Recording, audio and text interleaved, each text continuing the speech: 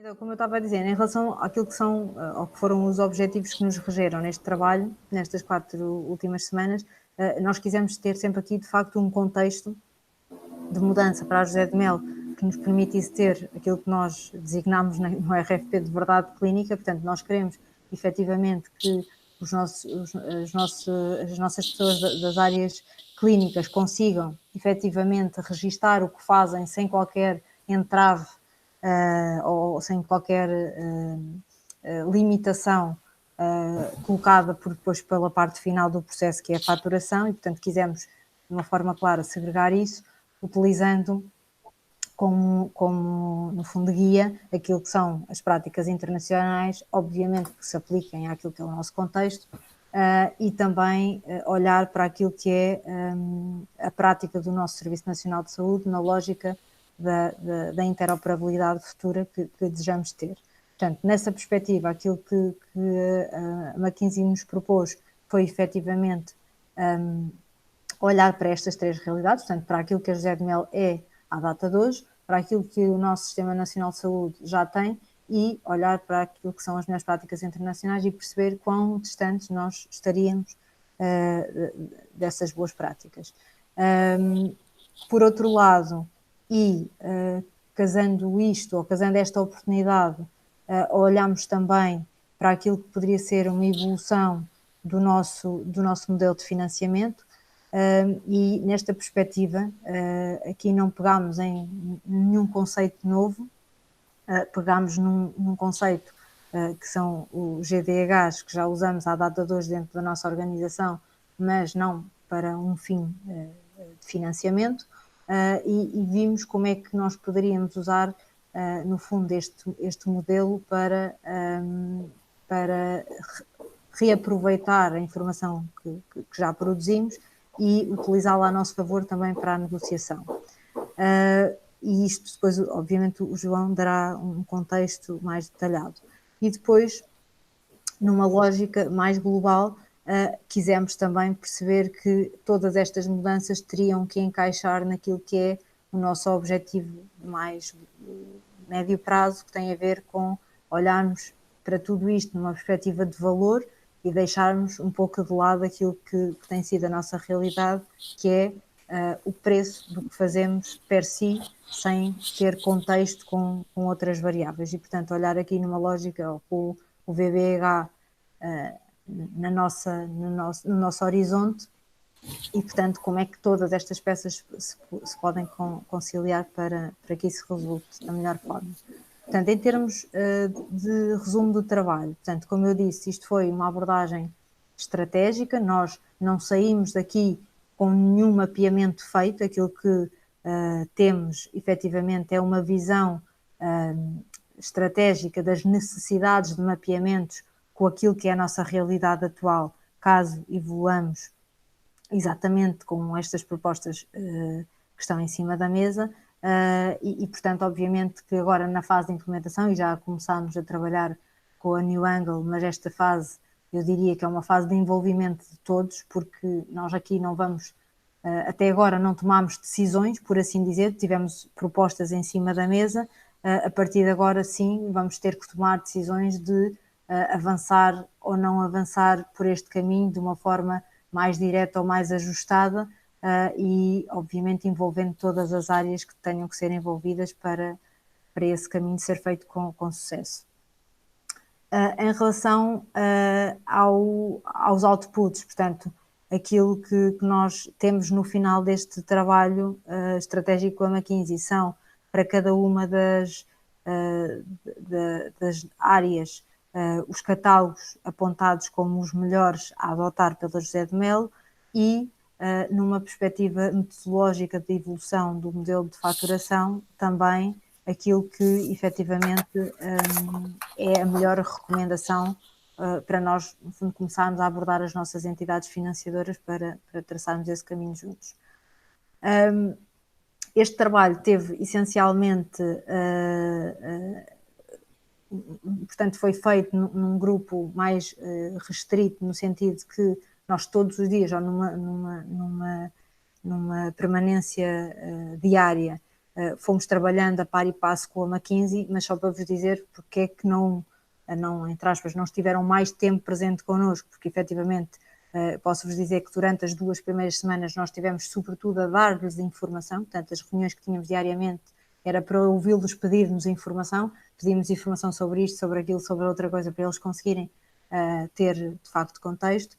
Ainda assim fizemos reuniões com os stakeholders mais relevantes das áreas impactadas por estas propostas e a própria McKinsey ouviu da parte deles também experts internacionais, quer na parte do coding, quer na parte do billing, para estarmos seguros que efetivamente estávamos a apontar o melhor caminho.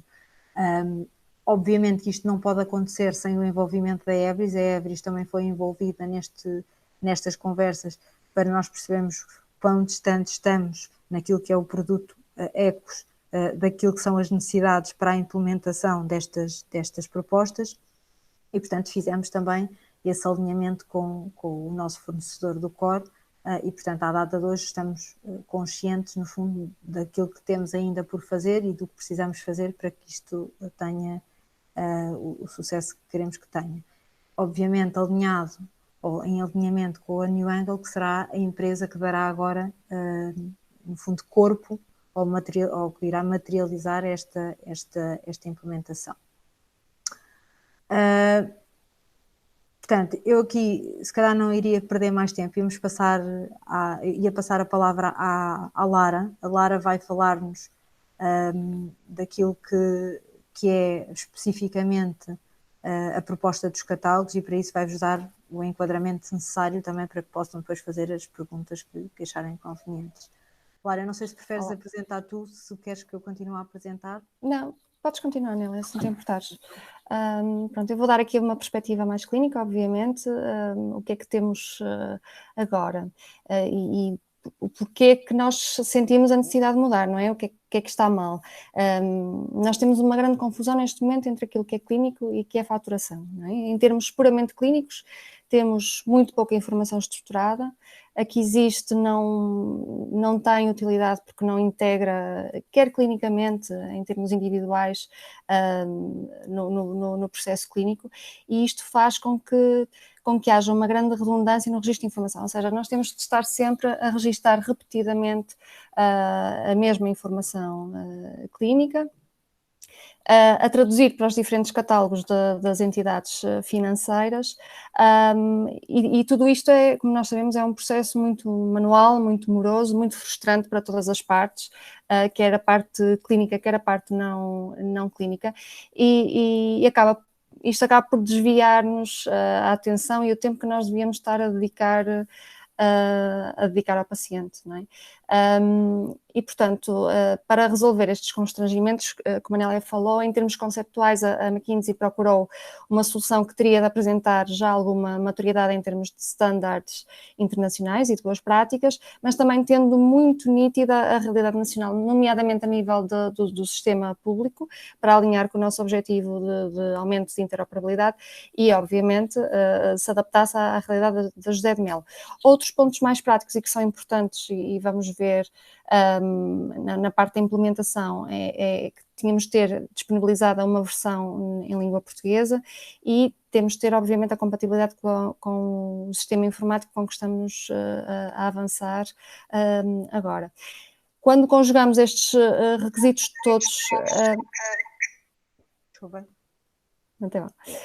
Portanto, quando conjugamos estes requisitos todos, também não chegamos não há assim uma oferta tão grande, mas também não há escolhas óbvias, porque as terminologias e as classificações têm desenhos muito diferentes, com objetivos diferentes e que, portanto, poderão servir para alguns dos nossos objetivos ou melhor para alguns dos nossos objetivos e pior para outros.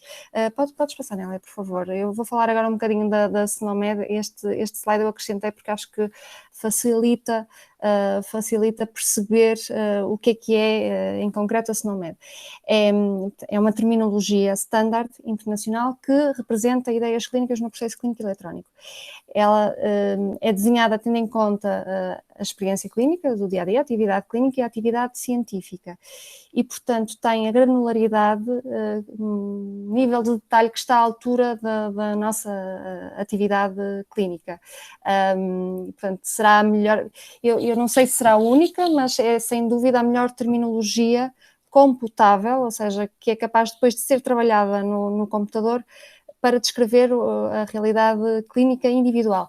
Isto quando contrapomos, por exemplo, a classificações como o ICD-10, que embora sendo mais granular que o ICD-9, ainda assim não é o adequado para refletir a realidade clínica do paciente que nós temos à frente.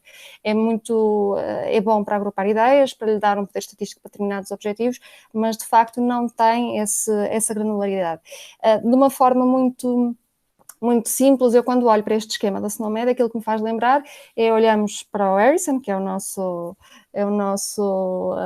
manual da medicina interna, e foi colocado em tópicos, e a esses tópicos foi-lhes atribuído um código que torna todos estes conceitos computáveis. É uma terminologia muito abrangente, tem uma estrutura semântica com mais de 300 mil termos, é constituída por aquilo que eles chamam conceito, que é aquele código de 8 dígitos que vocês veem ali em cima da descrição. A descrição eles chamam-lhe o Human Readable Term, que é um termo legível pelos seres humanos, não é? E depois tem estas relações que são polihierárquicas, que são relações não só de definição, como vemos aqui a pneumonia vírica é uma infecção das vias respiratórias inferiores, uma infecção vírica, é uma pneumonia infecciosa, mas também de outros atributos, e isto é só um exemplo, há inúmeros atributos que se podem atribuir, como por exemplo a localização, que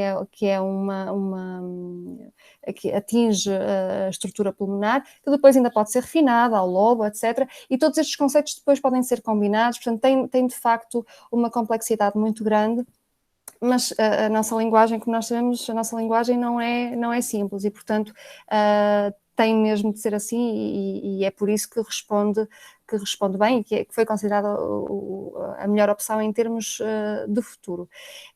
Esta linguagem é mantida por uma organização que é a SNOMED International, que é uma organização da qual Portugal já faz parte, e isto facilita-nos em termos de implementação em algumas situações e é atualizada a cada 6 meses, portanto também está sempre muito, muito atualizada. No entanto, em Portugal, só uma pequena parte da SNOMED é que está traduzida e é uma parte que não é o nosso core, portanto são as vacinas, a parte da histologia, etc. A parte dos diagnósticos e dos procedimentos é um trabalho, é um caminho que nós vamos ter de percorrer. E temos a parte tecnológica, porque portanto, a SNOMED CT é uma linguagem que representa a informação clínica inserida num sistema informático, bem desenhado, não é? Mas que por si só não funciona. Eles dão um exemplo, comparam a SNOMED CT com o motor de um carro, que por si só não nos leva do ponto A ao ponto B. Portanto, precisa de todos os outros componentes do carro para cumprir a sua função. Eles vão um bocadinho mais longe na comparação, a dizer que, tal como quando estamos num carro, o condutor só precisa de saber utilizar o carro, ou seja, não precisa de saber o detalhe do funcionamento do motor para utilizar o carro. Também a SNOMED, os clínicos não precisam de conhecer este detalhe da terminologia, que de facto é muito complexa, para a poder utilizar. Precisam saber utilizar o sistema informático, obviamente, não é? Mas não precisam de conhecer este detalhe. Na sua implementação máxima, e é por isso que é considerada uma terminologia com tanto potencial, nós queremos mesmo mudar o paradigma. Anela, podes passar, por favor? A McKinsey pôs aqui um exemplo que se vê mal, mas basicamente é um exemplo de texto livre de uma apendicectomia de emergência laparoscópica em que o cirurgião escreve em texto livre e isso é automaticamente computável pelo sistema informático. Isto era o que nós pretendemos, portanto, uma captura automática com o processamento da linguagem natural, que depois será exportada para as diferentes plataformas e que depois poderá ser traduzida e mapeada automaticamente para os diversos catálogos necessários. E se assim for, do ponto de vista de introdução da informação do utilizador, quase que nos é indiferente qual é o catálogo que está por trás, porque a única preocupação será a nossa atividade clínica, e os registros fazem parte, não é? E depois o sistema tem essa tarefa de traduzir para os diversos catálogos que forem necessários. Só fazer aqui à parte que a linguagem clínica natural não é só texto livre, portanto, uma informação estruturada, e nós precisamos de informação estruturada, também é natural em medicina, e obviamente quando eu digo que esta parte dos catálogos é indiferente, é no ponto de vista da entrada, porque se nós tivermos um mapeamento para ICD-10, não vai ser igual a termos um mapeamento para SNOMED quando quisermos, por exemplo, ir recuperar informação para fazer estudos. O tipo de granularidade vai ser muito, muito diferente. Mas do ponto de vista do utilizador dos registros, que é o que nós pretendemos melhorar também, não é? A única preocupação é descrever com qualidade e de uma forma fácil aquilo que foi realizado. Obviamente, só a implementação total permitirá libertar todo este potencial, não é? Mas nem a implementação nem a tradução são fenómenos tudo ou nada na SNOMED. Portanto, se nós começarmos já a implementar, Anélia, acho que podes passar agora para a parte do resumo. Portanto, se nós começarmos já a implementar a SNOMED em algumas áreas, isso depois, obviamente, vai tornar mais fácil a adoção futura e para permitir estas potencialidades. Até lá, eu acho que nós temos de ter um foco muito, muito grande na questão da usabilidade. Enquanto não tivermos esta capacidade de captura automática, processamento automático, tradução automática, temos de ser exigentes, peço desculpa, nos requisitos da usabilidade, não só, que de resto são transversais. Eu sinto um pouco que me repito, mas eu acho mesmo isto. A questão dos filtros, dos favoritos, do dinamismo e da inteligência do sistema, reconhecer o que é mais escolhido, a procura inteligente, tudo isso nós temos de ter para que consigamos realmente imprimir qualidade aos registros clínicos. Quanto mais fácil for a entrada em informação, melhores vão ser os registros. E depois também, se virmos que aquela informação comunica e efetivamente funciona, isso então ainda é uma alavanca adicional para que os registros tenham cada vez mais qualidade. Por exemplo, eu vou dar aqui um exemplo são os dois exemplos que eu costumo dar. Por exemplo, no ICD-10 PCS. É utilizado no sistema público, não é? já nas propostas cirúrgicas, e a maioria dos serviços tem aquilo que chamam as cheat sheets, não é? Com os códigos mais utilizados, e têm de saber o código ou procurar. Mas temos uma dificuldade adicional no ICD-10 PCS, porque a descrição não é intuitiva clinicamente. Eu dou-vos o exemplo da cirurgia de catarata, que portanto, nós em linguagem natural escreveríamos o mais normal é faca ou mais lioma, não é? Mas depois teremos teremos uma usabilidade maior e, portanto, corretamente seria uma faca ou emulsificação com aspiração de catarata e implante lente intraocular, que é a ICD-10, é uma recolocação de cristalino com um dispositivo sintético para abordagem percutânea. E o parto eutóxico neste momento ainda não temos uma tradução, mas é um delivery dos produtos de concepção para abordagem externa. Portanto, é impensável nós termos nós por procura não vamos lá, portanto, nós temos efetivamente de pôr o visto que é um parto eutóxico, e o sistema já sabe que é isso que corresponde a um código com aquela descrição. Acho que, e gostaria mesmo de deixar esta mensagem, temos de aumentar a usabilidade, e depois os catálogos, do ponto de vista da informação, obviamente depois da utilização não será assim, depende do catálogo que for escolhido, mas do ponto de vista da entrada, quase que nos tem de ser indiferente o catálogo que é escolhido. Certo. Aqui só dando uma nota e não entrando em detalhe, em mais detalhe do que a Lara já deu, mas caso depois tenham curiosidade sobre alguma destas recomendações em específico, alguma área em específico, portanto, o que regeu esta proposta foi sempre aquilo que eu disse no início, portanto, a facilidade na interoperabilidade do catálogo, quer do ponto de vista nacional, quer do ponto de vista daquilo que são as práticas internacionais, portanto, estarmos sempre atualizados em relação ao que se vai fazendo, e, portanto, essa foi a lógica para todos. Nomeadamente nas áreas mais, eu diria que mais técnicas dos catálogos. Depois, especificamente, naquilo que são as recomendações linha a linha que foram feitas aqui pela McKinsey, nós temos, por exemplo, vou dar aqui o exemplo da farmácia, que temos connosco também a doutora Teresa e a Margarida, aquilo que foi apontado aqui como sendo a recomendação é algo que é visto numa ótica de estarmos permanentemente atualizados e não termos dependência, no fundo, manual ou de alguém fazer no fundo as correspondências àquilo que é a linguagem do Infarmed. De todo modo, neste contexto, aquilo que estamos aqui a apresentar são propostas que vão ser, obviamente, trabalhadas com as várias áreas para percebermos que limitações ou que entraves é que poderemos ter especificamente a estas implementações, e se no fundo, a nossa Comissão Executiva decidir que a vantagem é menor do que o esforço que teremos, obviamente não avançaremos, mas para já aquilo que temos em cima da mesa é avançar com estas recomendações, obviamente depois teremos que vê-las caso a caso. Sim, Amélia, só em relação ao medicamento. Sim. Puxar aquilo que a Amélia disse, porque o CHMM é muito redutor.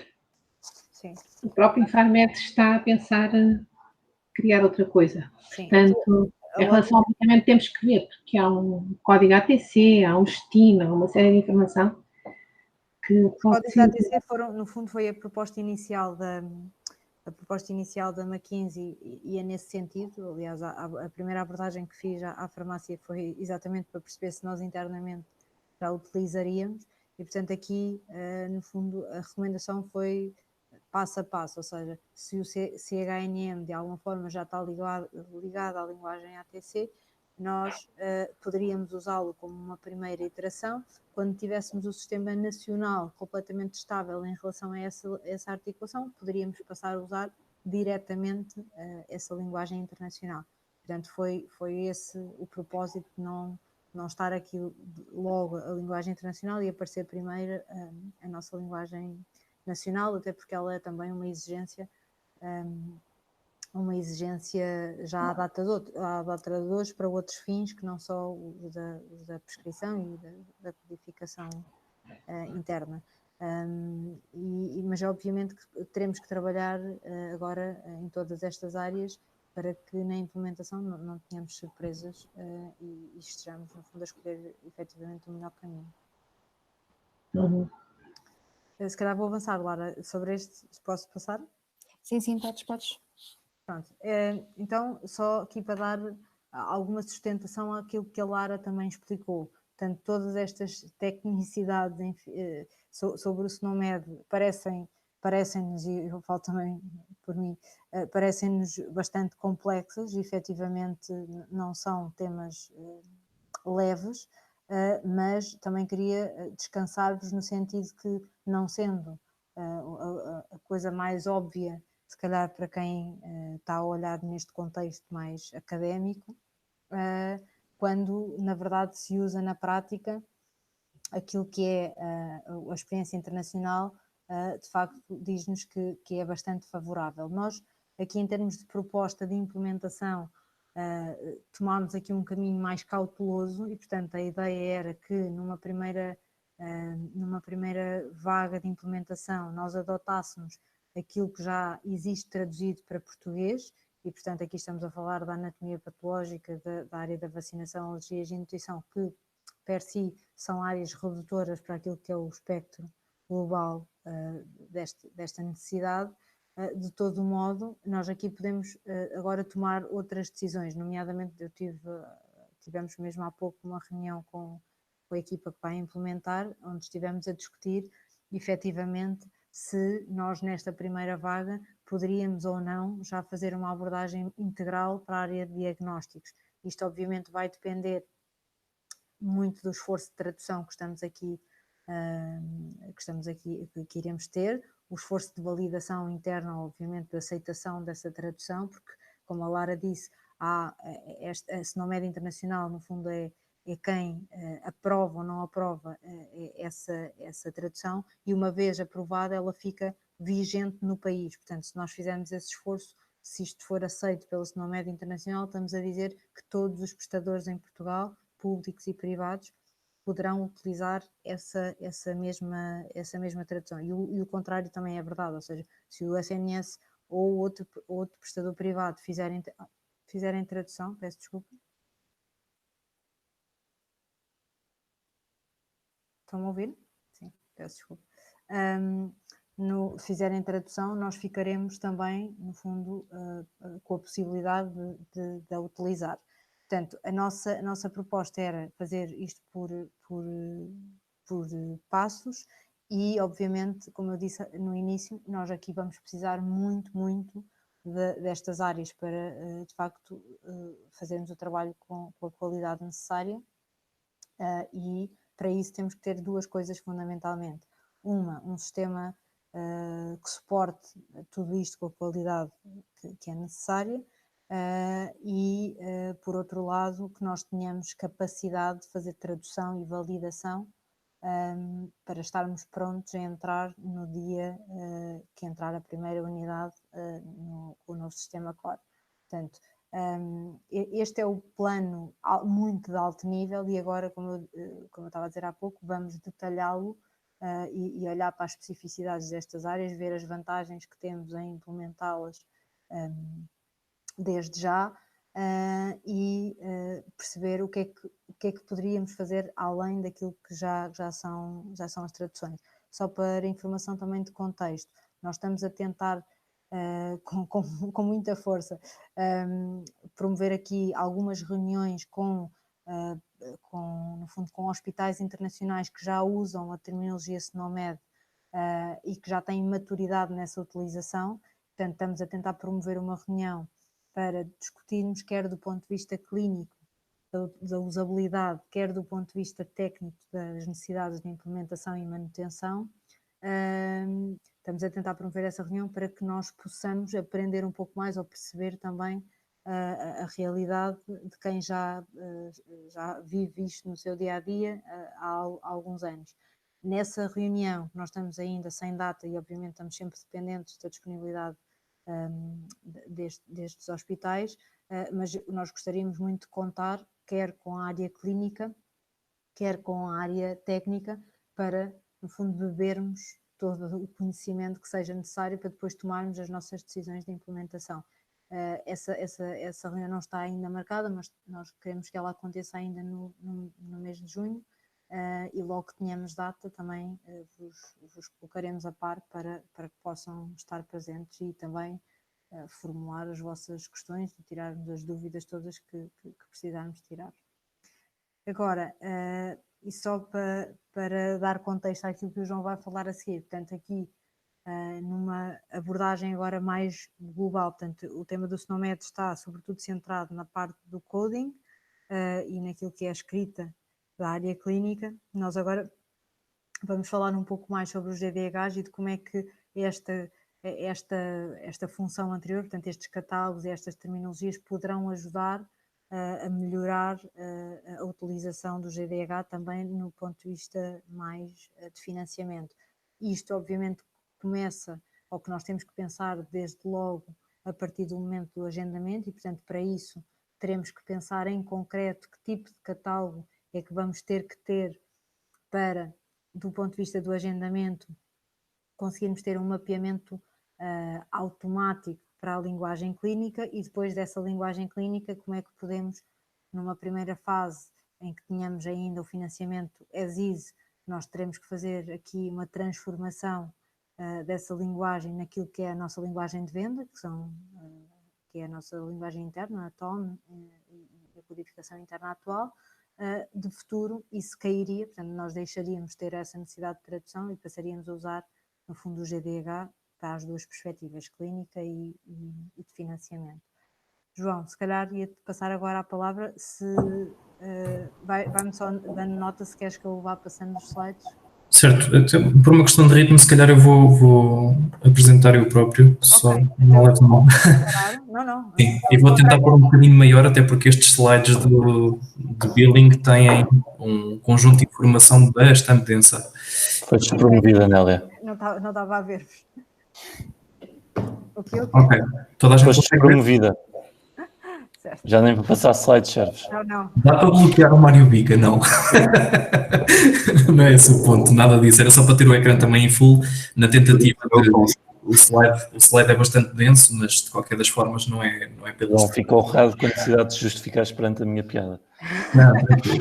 Vamos a isso. Então, a componente GDHs e aquilo que temos vindo a falar até agora, efetivamente foi uma discussão tida com a McKinsey desde base, portanto o raciocínio que levou a McKinsey à escolha dos catálogos partiu daquilo que seriam os princípios de atualização dos mesmos, não só numa lógica de registro e sistematização, mas também daquilo que seria depois o output numa perspectiva de financiamento. Portanto, numa expectativa de não estarmos a fazer um trabalho utópico ou que não tivesse depois uma adesão com a realidade, o circuito feito partiu daquilo que é a base de financiamento para depois então podermos escolher catálogos que tivessem uma cola com a realidade relativamente a isso.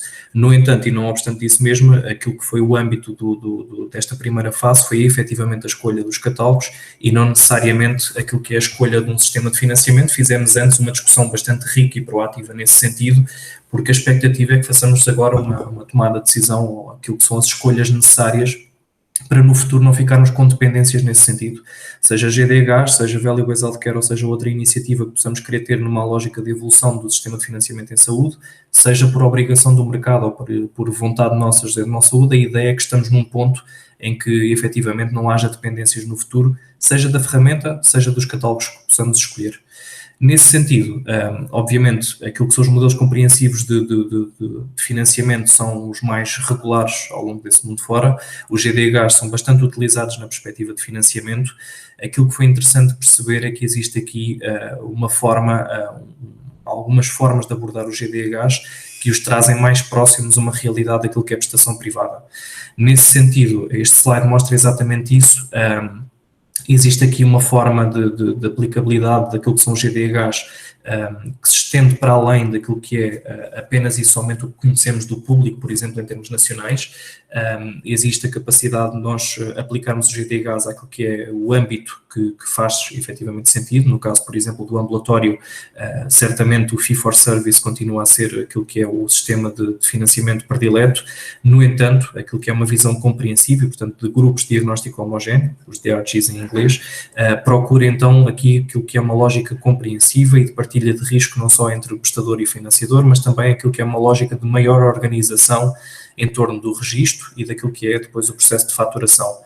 Portanto, as vantagens são algumas, a forma de implementação é também ela de alguma forma exigente, mas traz aqui também algumas vantagens. Relativamente às escolhas propriamente ditas e àquilo que levou, no fundo, a McKinsey, este grupo de trabalho que esteve na fase 1, a caminhar para uma sustentabilidade à volta dos GDHs, tem que ver com o seguinte, quer dizer, de forma mais ou menos empírica, cada um de nós tem uma noção de que na perspectiva da faturação, a complexidade que nós temos à data de hoje é bastante grande, seja pela dispersão que nós temos na Nacional Saúde por vários departamentos que têm responsabilidade sobre este tema, seja na definição inicial, seja na execução da faturação, é muito grande, a complexidade e a dispersão é muito grande, seja porque depois nós temos uma mescla relativamente àquilo que é o registro clínico e os registros de faturação enorme. Portanto, nós à data de hoje temos uma ligação quase inequívoca entre aquilo que são as rúbricas, porque depois quando fazemos uma marcação de um ato clínico, por trás disso já está a rúbrica associada. Não é isso que se pretende, pretende-se uma distinção cada vez maior entre aquilo que é o registro clínico e o registro necessário depois à faturação, sabendo que depois esse motor, aquilo possa ser um mapeamento que comunica entre estes dois mundos, de registro clínico e de faturação, tem que ser bem mantido, tem que ser bem pensado acima de tudo, mas tem que possibilitar esta distinção, para que efetivamente quando existam, seja evoluções na perspectiva do registro clínico, elas possam acontecer não deteriorando aquilo que é a faturação, ou vice-versa, se mudarmos algum modelo de faturação, podermos estar prontos mantendo aquilo que é o nosso registro clínico. De alguma forma também convém explicitar, e algo que foi bastante trabalhado também com a McKinsey, foi a perspectiva de que a forma como hoje em dia impactamos a atividade é uma forma demasiado ad hoc. Portanto, existem já modelos de financiamento compreensivos no mercado, mais uma vez os grupos de diagnóstico homogéneo são um exemplo disso mesmo, que nos remete para uma lógica de impactamento de atividade que já tem per si alguns racionais, já existem exemplos no mercado e que não temos que necessariamente, tendo em conta o contexto nacional, ou a seguradora, ou o procedimento que estamos a trabalhar, não temos que necessariamente criar um pacote de raiz para esse fim. Existem formas de o fazer de forma mais estruturada e que aproximam também a nossa linguagem com os restantes stakeholders do mercado. Portanto, no fundo, não tem que ser uma proposta de papel em branco da José de Mel Saúde, pode ser algo que, com a devida evolução, porque sabemos que esta linguagem nas seguradoras também não é propriamente muito evoluída à data de hoje em Portugal, mas queremos acreditar que estamos todos a fazer esse caminho, efetivamente traz-nos aqui uma leva de maior proximidade. Para além disso, e sabendo que este é um modelo bastante reconhecido em termos mundiais, aquilo que é a forma como negociamos com as nossas entidades financeiras, pode ela também ter aqui uma abordagem diferente.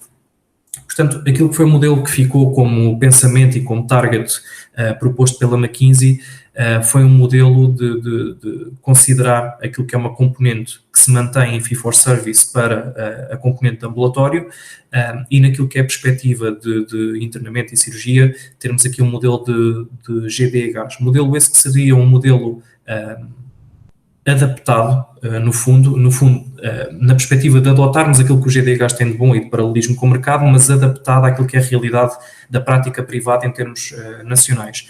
Certamente, naquilo que é uma perspectiva de seguradoras, seria este o cenário.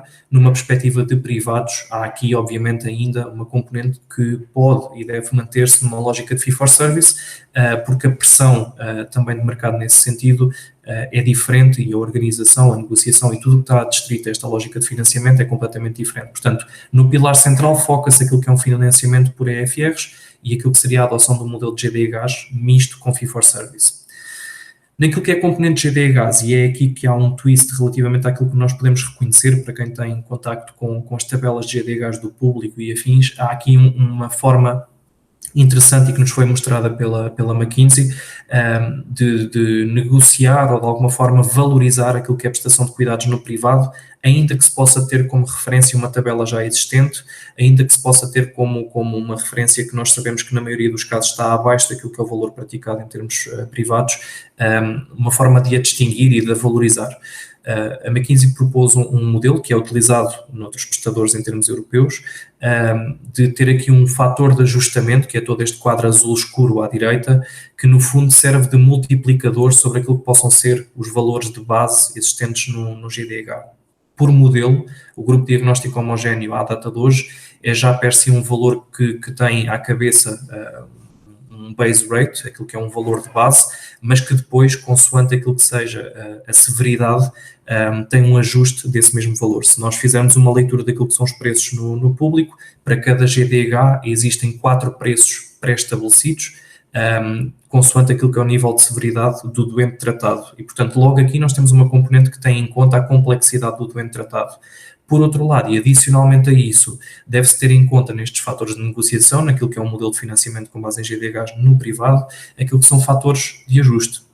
Estes fatores de ajuste é algo que gerou bastante discussão, discussão boa no sentido de podermos também perceber o que é que cabe ou não dentro destes fatores de ajuste, mas ficámos a perceber que acaba por ser aqui que existe um grau de liberdade adicional numa lógica de negociação com as seguradoras que pode e deve ser explorado por um prestador privado como a José de Mel Saúde, que no fundo acaba por ser o líder de mercado e tem aqui um posicionamento que tendencialmente é sempre levado para uma lógica de cuidados diferenciadores.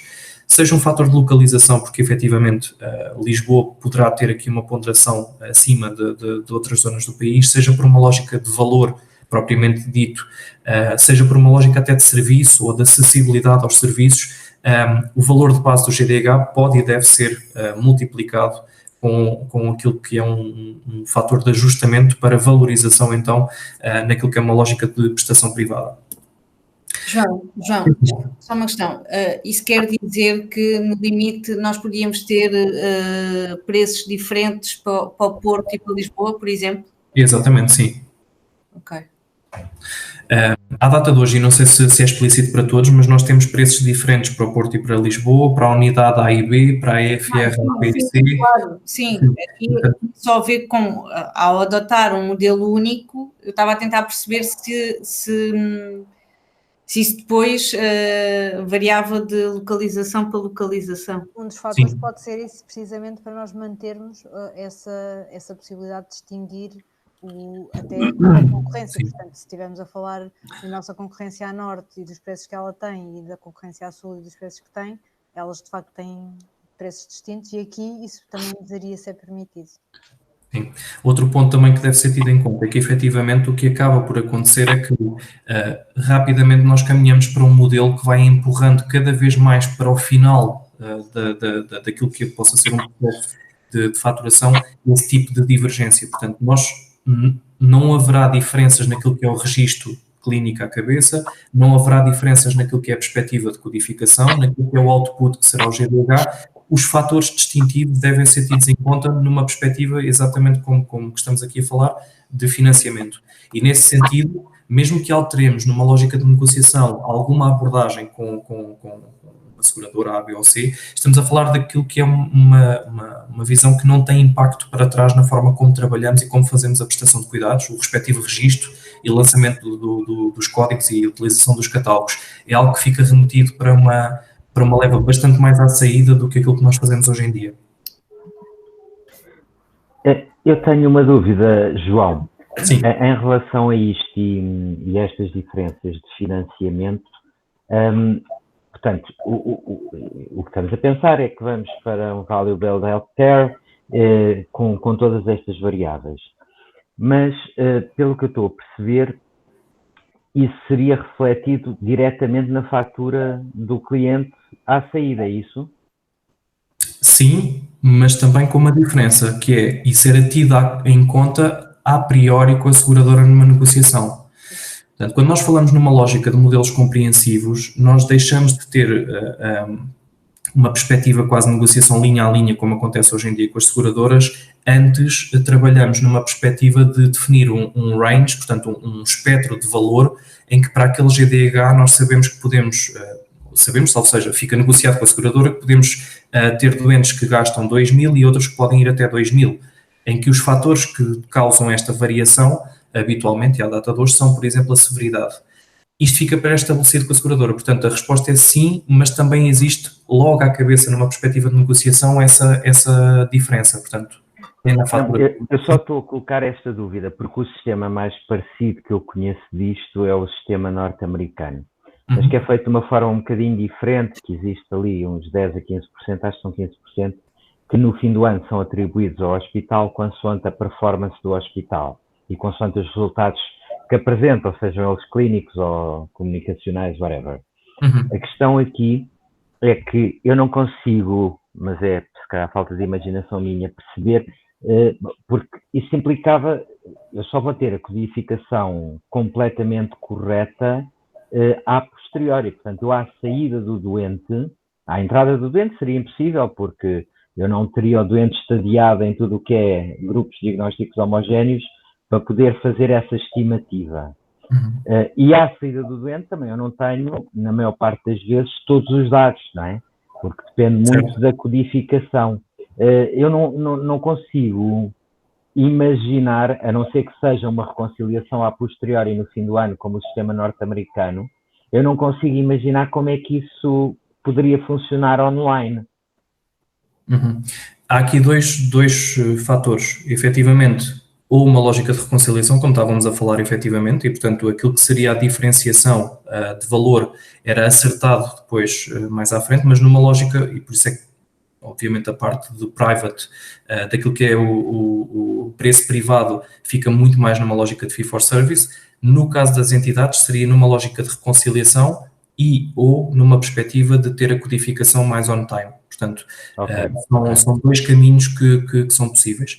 Nós temos à data de hoje, e eu não serei certamente a melhor pessoa para falar sobre esses SLAs, mas a perspectiva de faturação de internamento também tem algum delay. Não se compara com aquilo que é codificação que nós a conhecemos no mercado e mesmo nós próprios na José de Mão Saúde, que tem um circuito no mínimo de um mês até estar fechada. Portanto, nós temos a alta e só passado um mês é que surge o GDH para aquele episódio. Certamente teríamos que acelerar o passo nesse sentido, sem dúvida nenhuma, não é esse o ponto, se não se tratasse de uma reconciliação, mas de algo mais on time.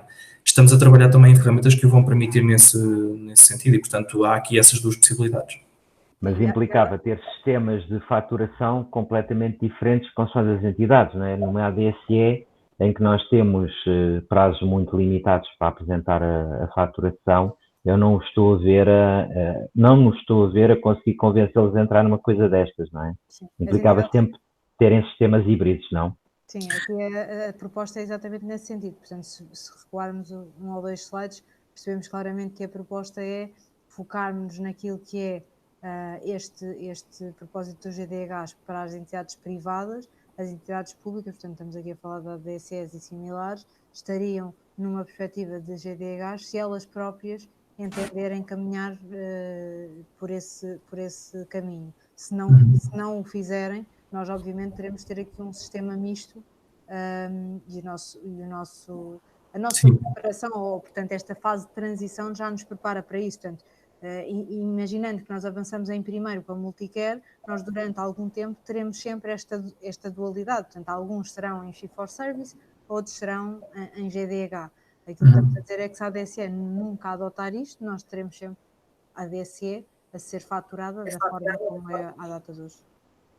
Sim, e também relativamente a isso, aquilo que estamos a dizer e naquilo que é a perspectiva de escolha dos catálogos, o GDH é efetivamente o valor a faturar no final, mas o que está previsto na utilização da ICD-10 é que haja um mapeamento entre aquilo que é a nossa realidade à data de hoje de TOM e o respectivo ICD-10, com tudo o que isso representa de trabalho e de decisão que possa haver à volta disso. Portanto, nós estamos sempre a falar de saber que, consoante a entidade financeira para a qual vamos enviar ou remeter aquilo que possa ser a visão final de um episódio, de um doente, vamos ter diferenças porque não vamos ter um sistema super harmonioso à saída.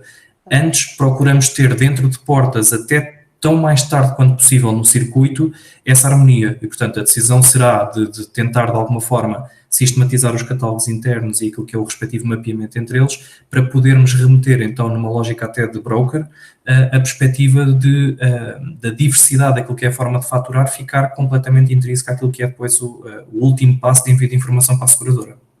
Eu não percebi muito bem como é que nós então faturávamos ao cliente, ou deixávamos de faturar à saída?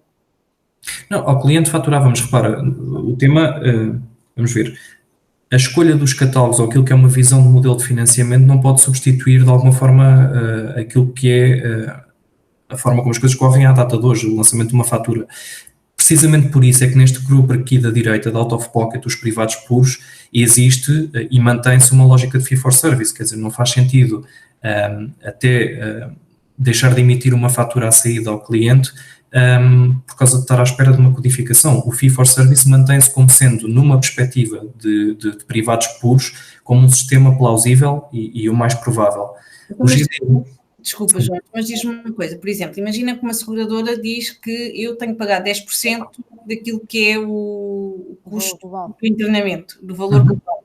Se nós não sabemos ainda, ou não temos ideia do valor exato, do valor global que vamos receber, como é que nós fazemos essa cobrança ao cliente? Aqui terá de ser sempre no momento, ou seja, das duas uma. Ou nós conseguimos antecipar aquilo que serão os valores médios dos procedimentos, ou seja, há aqui uma range de valores que varia entre X e Y e, portanto, podemos sempre atuar dessa forma e depois fazer, no fundo, o ajuste se ele for necessário, mas a lógica aqui é faturarmos no mesmo momento, portanto, o cliente... Aliás, a questão de nós faturarmos ao cliente na saída tem obviamente muito a ver com nós termos a lógica da segurança agarrada, mas efetivamente, como o João estava a dizer, nós termos estes preços ou esta harmonização que os GDHs nos vão permitir também nos vão diminuir o espectro de temas que nós temos hoje com as autorizações. Muitas das vezes nós não conseguimos efetivamente faturar mais cedo porque há dúvidas sobre aquilo que foi feito, sobre se devia ter sido mais ou menos. Isto deixa-nos de uma forma mais direta prontos para faturar. O tema da codificação é o que o João diz, nós temos que o trabalhar para ser mais pronto do que é a data de hoje. Claramente nós estamos presos. Como é feito no pacote, por exemplo. Sim, nós estamos completamente presos à ideia da codificação como a conhecemos hoje em dia, e nesse sentido é um circuito, seja por via daquilo que temos no Sistema Nacional de Saúde, seja por aquilo que conhecemos também da Agência Nacional de Saúde, é uma codificação que serve para um propósito diferente, não para uma lógica de faturação on-time. De qualquer das formas, deixem-me dizer-vos que um caso que nos remete já para esta realidade é o caso do SIGIC. Nós antigamente tínhamos um circuito de codificação a 2 meses, com a auditoria fechada, e para SIGIC fomos obrigados a acelerar a 10 dias. E, portanto, o que é que fica desta conversa? No fundo, nós temos que perceber, efetivamente, se estamos capacitados ou não para fazer uma evolução deste género, e este é o caminho para o estarmos. No entanto, 2 coisas podem acontecer, e isso tem vindo a ser a resposta também do mercado. Ou o faremos por pressão externa, seja por maior atuação, quer dizer, no caso do público é taxativo, é este o modelo que é utilizado, seja por via da evolução de alguma da seguradora, ou porque nós entendemos que isto é uma forma diferente, uma forma de estar diferente até na negociação com as seguradoras e incentivamos o mercado nesse sentido. Tudo isto ficou em aberto, desta discussão à volta destes billing models, e foi nesse sentido que a discussão foi evoluindo. Sim, só para dar uma nota adicional, na verdade este trabalho, como eu disse no início, centrou-se nas questões do catálogo. O tema do billing, nós estamos aqui a apresentá-lo e a partilhá-lo convosco numa forma aspiracional, portanto não esse detalhe de como é que vai ser, quantos dias é que vamos precisar para faturar, qual é que é o range de valores, portanto, tudo isso não foi discutido. Não foi sequer estudado do ponto de vista de impacto. Aquilo que estamos aqui a dizer é um caminho que nós queremos deixar preparado, e com esta alteração de catálogos, esse caminho fica de facto preparado para que no momento em que o quisermos fazer, o possamos fazer.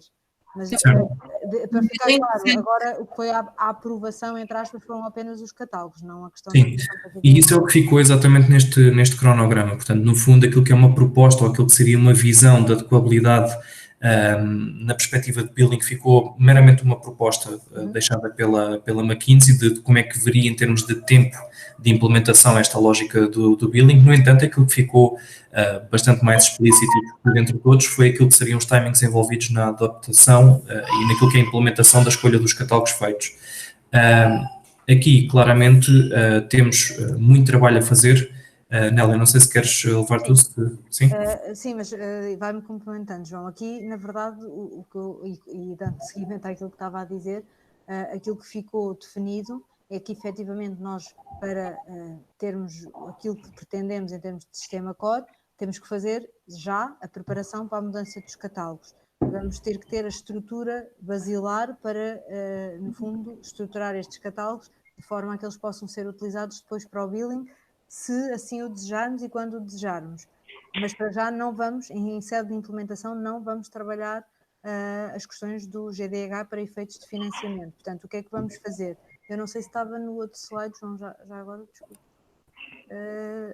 Não, aqui está o prazo. Pronto, aqui é só, no fundo, para vocês terem a perspectiva, nós estamos aqui a dizer que em termos de codificação, nós já vamos avançar desde já para termos tudo preparado para o Go Live, portanto, para a primeira unidade estar, no fundo, com o novo catálogo e dentro daquilo que são as possibilidades, à data, termos também o SNOMED implementado para as áreas em que ele já existe, e depois iremos trabalhando de uma forma iterativa nos outros. Na perspectiva da transição, o que é que nós estamos aqui a dizer? Estamos a dizer que eles fizeram, no fundo, uma análise para um conjunto de episódios com dados reais nossos e fizeram aqui a simulação das transições, ou dos momentos de transição que nós precisaríamos para que isto tudo ficasse em cola com a tabela atual, portanto, com a tabela TOM ou com a codificação interna que temos.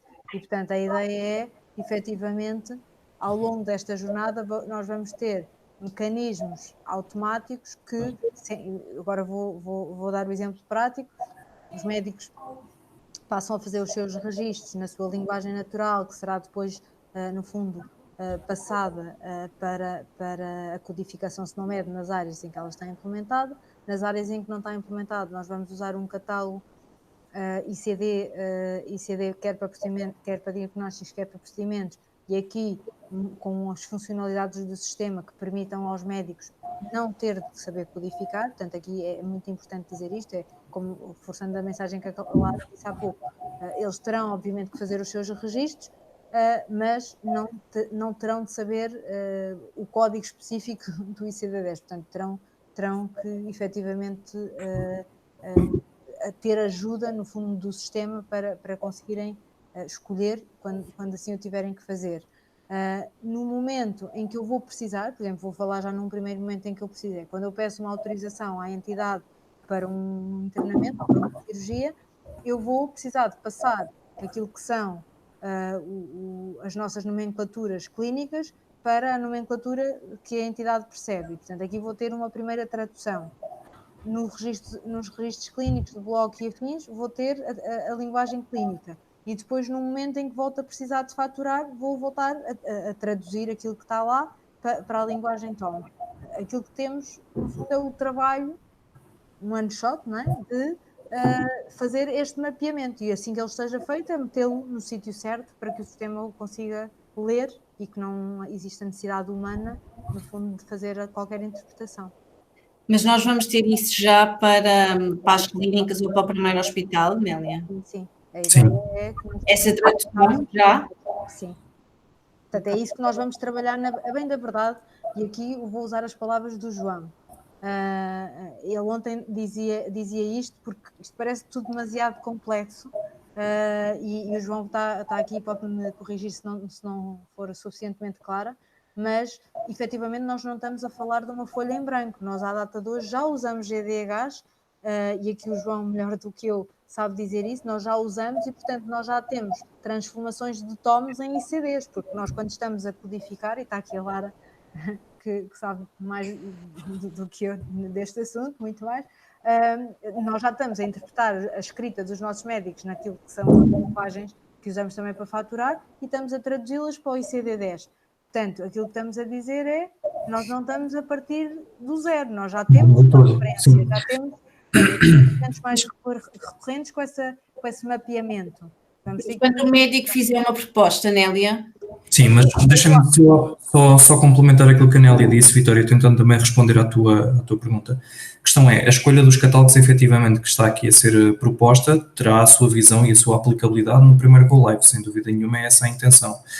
O segundo aspecto a ter em conta no trabalho que fica para fazer de mapeamentos é que efetivamente nós estamos a optar aqui, as sugestões dadas são catálogos que acabam por já ter alguma transferência entre si. No caso do SNOMED, por exemplo, a própria SNOMED tem um mapeamento proposto para ICD-10 e, portanto, há aqui alguns catálogos que nós partimos já com base de mercado, portanto, existem os respectivos mapeamentos até dados pelas entidades que criam os catálogos.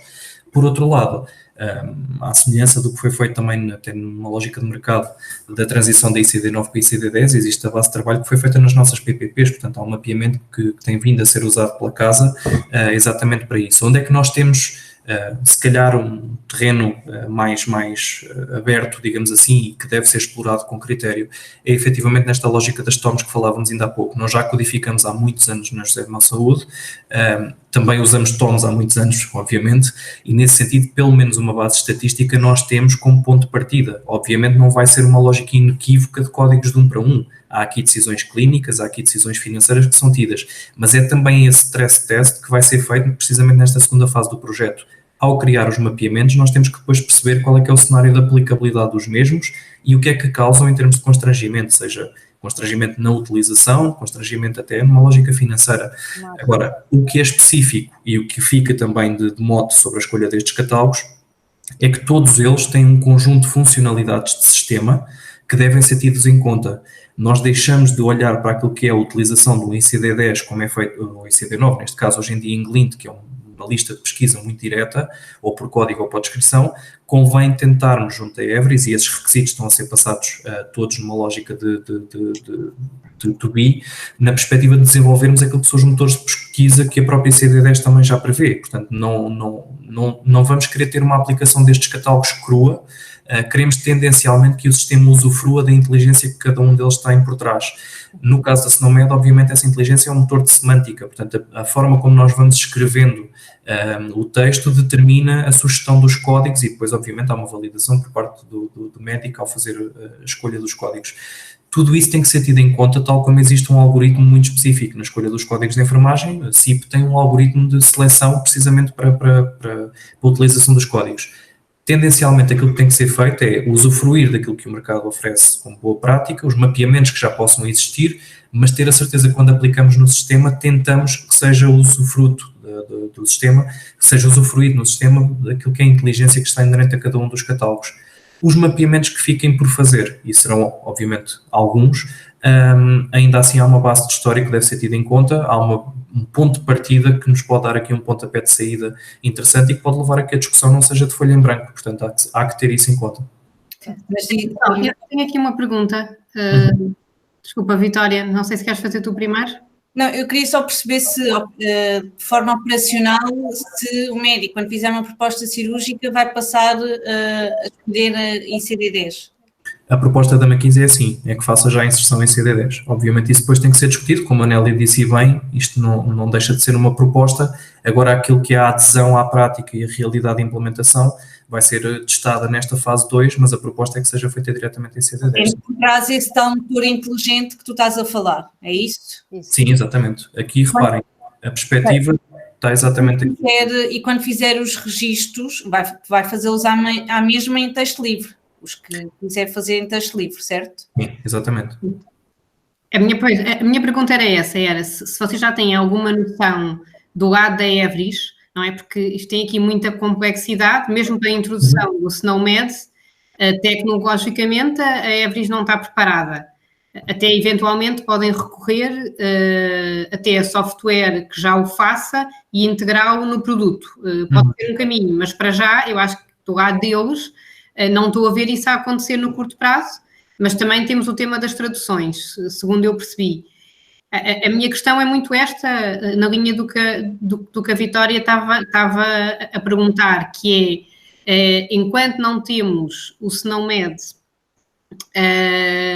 portanto, por via das traduções e mesmo por via do ECS não estar preparado para o fazer, e que não acredito que no espaço de um ano faça, que complexidade é que vamos estar a pedir aos médicos em termos de registro, quer de proposta cirúrgica, porque se eu estou a perceber, na proposta cirúrgica vamos estar a pedir para eles colocarem em CD10, mas depois vamos estar a converter para TOM, não é? Sim. Aqui, Ana, só para... E eles aqui, se calhar, em alguns casos, até já conhecem de cor a TOM, vão estar a ter que fazer em CD10 para nós depois por trás convertermos para TOM. Aqui, só para ficarmos todos, nós estamos todos alinhados com isso, obviamente. Sim. Não, eu não estou. Deixa-me dizer-te, Nélia, já explico porquê. De força não, alinhados com isso no sentido de não estarmos alinhados, deixa-me explicar, alinhados no sentido de, se o sistema não corresponder, nós não vamos poder avançar sem que o sistema corresponda. Portanto, estamos alinhados nesse sentido, que é isso é suposto vacilar.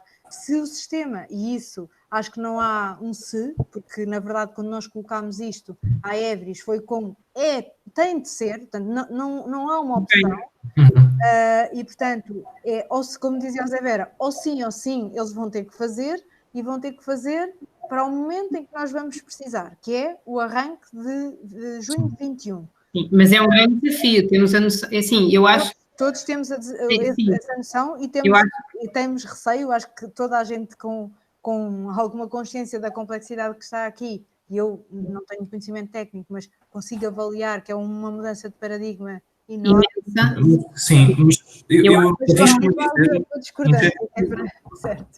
acho que isto não é muito difícil, se não se recorrer, acho que pode ser viável, se eles recorrerem a software que já faça isto e façam a integração, porque... Não, eu acho que há aqui uma complexidade que nós tentamos sempre trazer a este tema, que eu gostava de mitigar um pouco. Obviamente o trabalho envolvido é hercúleo, não tenho dúvidas, mas muito mais nesta lógica, se calhar, dos mapeamentos e das decisões de gestão que estão por trás, do que necessariamente naquilo que são os desenvolvimentos que a Everis vai ter que fazer. O que é que eu quero dizer com isto? Se por acaso o SNOMED tem uma implementação mais complexa do que os restantes, no caso da ICD-10 nós estamos a falar de implementar um algoritmo de pesquisa inteligente em cima daquilo que possa ser o campo de seleção do código. Portanto, vamos também desmistificar um pouco. Há requisitos que nós estamos a passar à Everis muito mais exigentes de processo, de circuito, workflow, do que o desenvolvimento de uma pequena funcionalidade entre os ecrãs onde o ICD-10 possa ser picado. Portanto, eu sobre isso tenho alguma, quer dizer, é uma discussão que acho que vale a pena ter e que a própria Everis deve fazer uma proposta no sentido de perceber a complexidade inerente.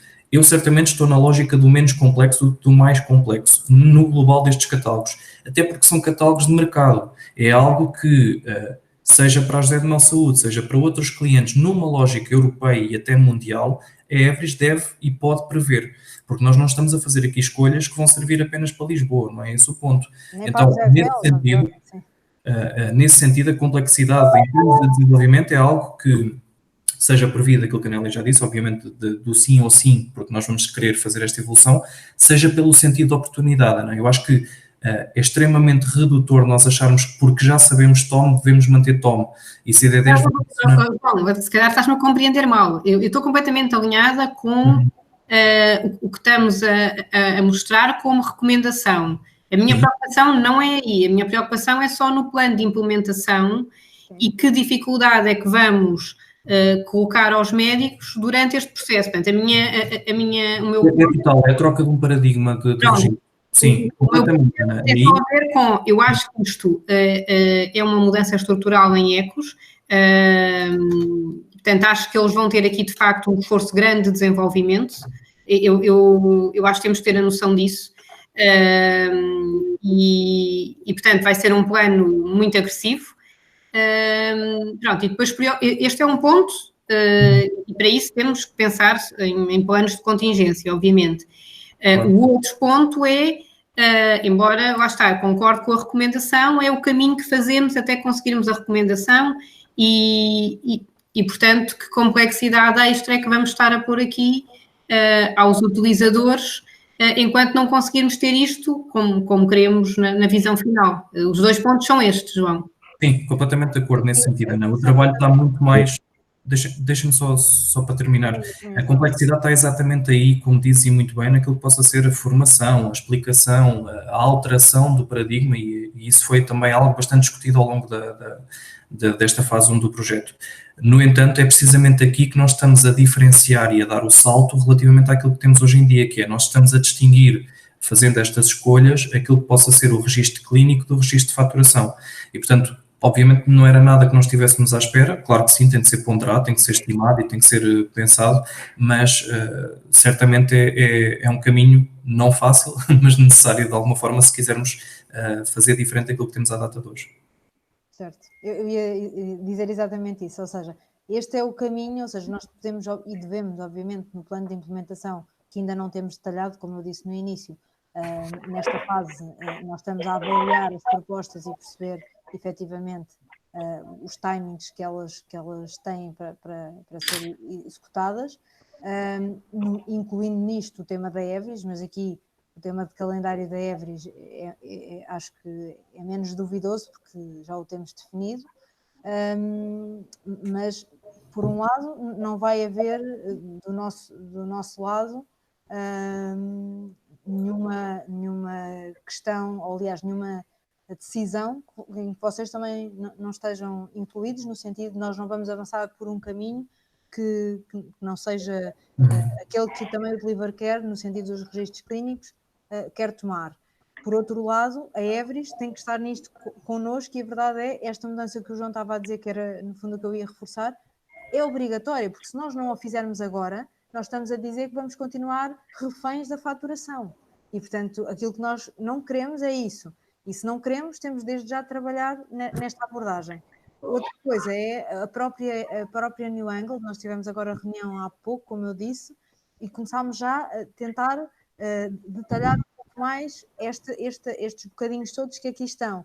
E, por exemplo, na área de diagnósticos, a abordagem, como a Lara disse, o SNOMED já está completamente mapeado para ICD-10-CM, portanto para a área de diagnósticos, nós temos uma completa cobertura desta transformação, não temos o quê? A tradução para português. E, portanto, nós podemos, e agora temos que ver, obviamente, quanto tempo, qual é o esforço da tradução, mas podemos dizer, para nós queremos avançar logo desde o momento zero com os diagnósticos, e os procedimentos depois vão-se trabalhando de especialidade a especialidade, e quais são as primeiras a entrar. Tudo isto são decisões que nós vamos ter que tomar e que neste momento não estão tomadas, não estão sequer pensadas as prioridades de especialidades nem nada do género. Portanto, isso aí tem que ser feito convosco e com o grupo de trabalho clínico, obviamente, para que nós possamos dar passos seguros, porque acho que todos queremos que isto corra bem. Agora, acho que temos é que trabalhar no sentido de não ficar reféns da TOM, porque se for isso, então este trabalho teria sido um bocadinho em vão. Depois de avançarmos numa implementação com a TOM, teríamos que refazer tudo novamente para meter este contexto, e não é isso que nós queremos. Eu tenho uma dúvida, mas é por pura e simples ignorância minha. Este ICD-10 dos procedures, o PCS, Sim. isso já entra em consideração com medical fees? Esse é um tema, eu vou se calhar passar a bola ao João, mas a verdade é, foi um dos temas, está aqui, penso que está aqui a Ana Lúcia connosco ainda, foi um dos temas que nas reuniões com os stakeholders, por exemplo, nas áreas de gestão, de gestão da produção, foi logo levantado, que à data de hoje, como nós temos no fundo uma utilização direta da TOM, o médico quando está a preencher a sua proposta sabe exatamente quais são os honorários que estão relacionados àquilo que está a propor. No caso do ICD-10 não existe essa valorização direta e, portanto, nós teríamos que ter aqui um transformador, ou seja, aqui a base é, não vos podemos deixar sem informação. Está aqui a Ana Lúcia, pode dizer. É verdade, confirmo. Eu tive a garantia de que ninguém ia querer ganhar menos. Eu coloquei essa preocupação e tive essa garantia. Eu devo dizer que isso não é uma preocupação pessoal, porque eu sou contra o financiamento por ato. Mas de facto, quer dizer, se calhar 90% dos médicos ganham por medical fee e valorizado ao ato. Portanto, o que é que eu acho? Eu acho que também Maria tem toda a razão, quer dizer, para ficar reféns da TOM, parece-me só idiota depois deste trabalho todo. Acho que a Nélia e o João têm absolutamente toda a razão.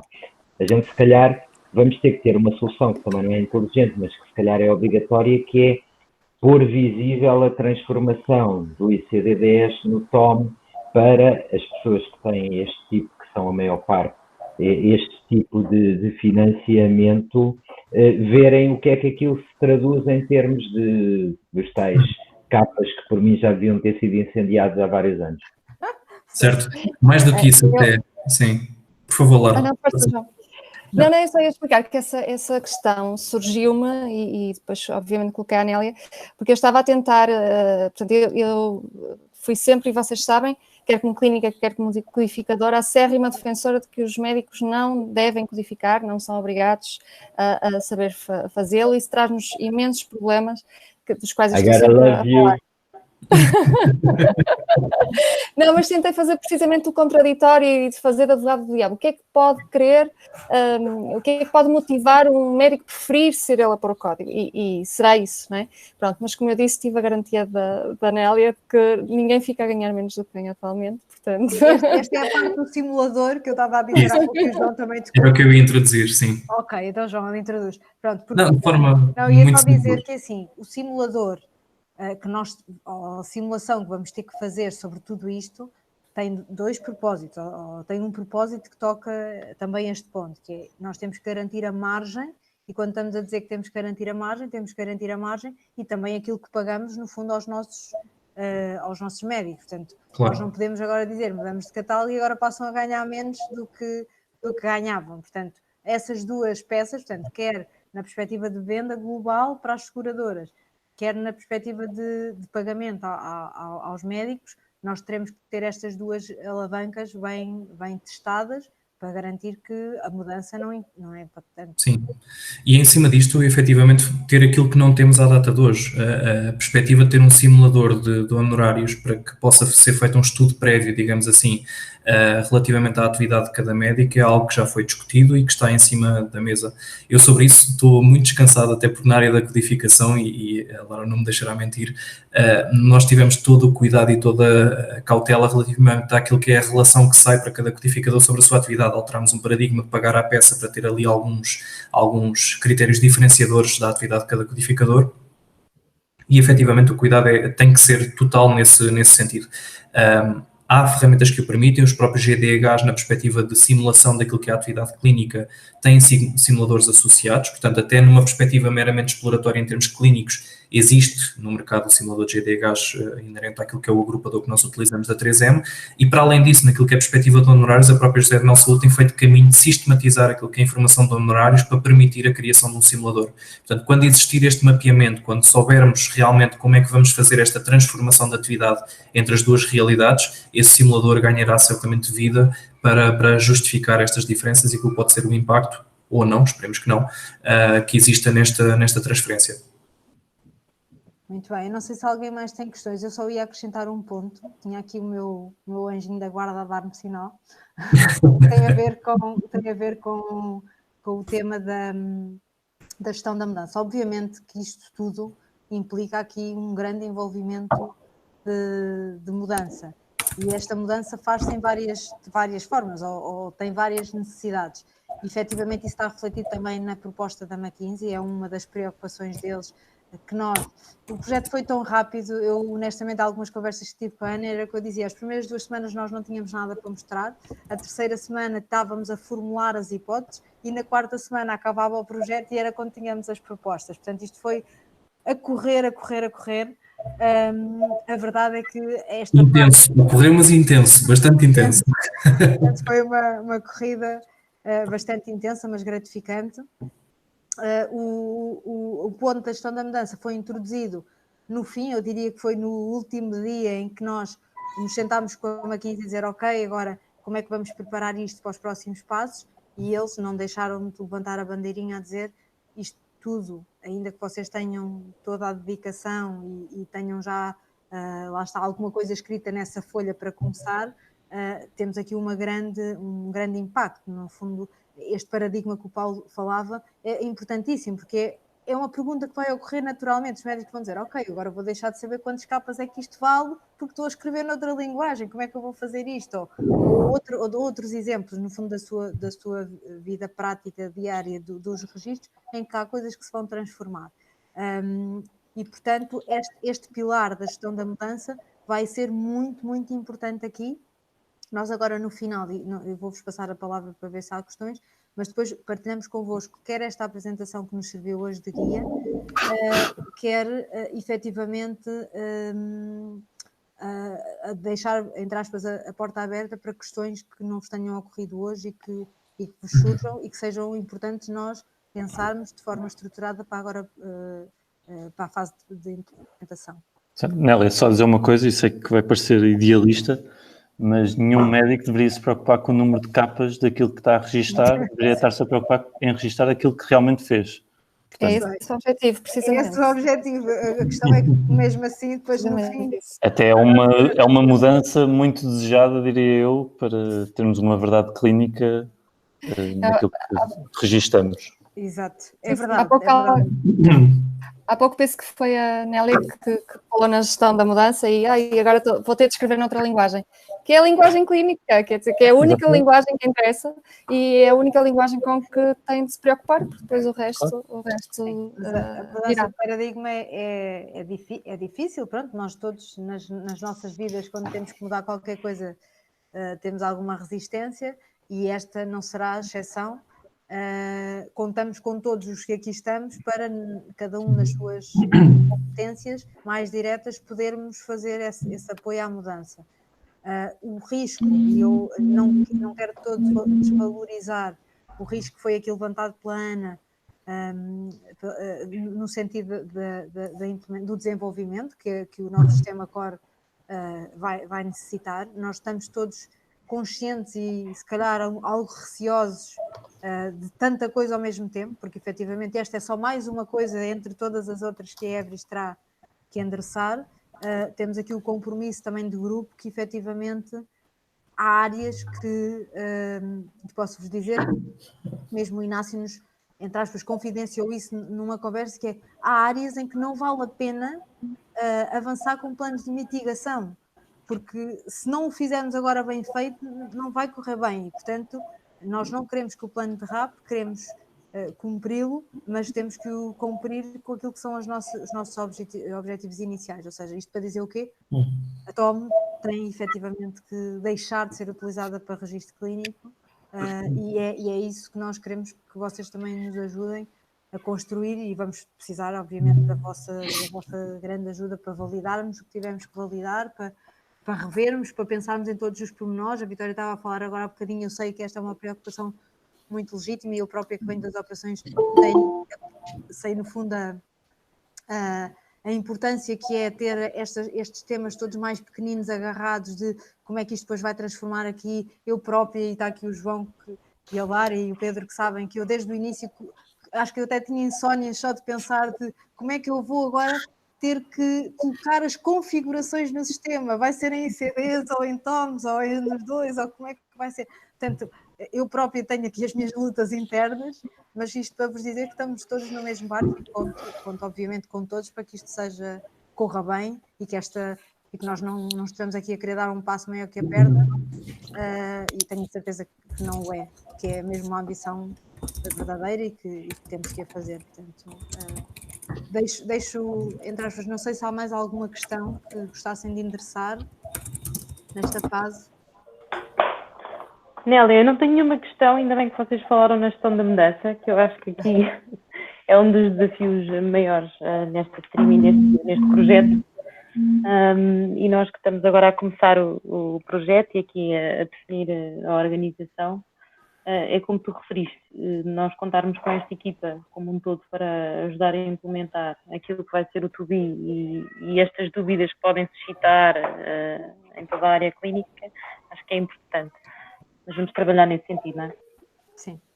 Pronto, da minha parte, resta-me só dizer que o planeamento para a implementação não existe ainda, portanto, nós, a passo e passo, logo que tenhamos informação, agora, ao contrário destas 4 semanas, que eu peço imensa desculpa de não vos termos informado mais, mas não deu de facto para fazê-lo antes, porque não tínhamos informação para partilhar, e agora sim vamos precisar, aqui a Ana, se calhar vai se zangar um bocadinho comigo, mas a verdade é que eu vou precisar também muito da área clínica, ainda que eu esteja com o chapéu, mas vou precisar muito da área clínica para nós termos estas certezas e conseguirmos caminhar de forma firme, porque agora começam-se a levantar as pequenas perguntas, que é, e nos MCDTs em específico, como é que depois é? E na patologia que temos a Germano, como é que se vamos articular?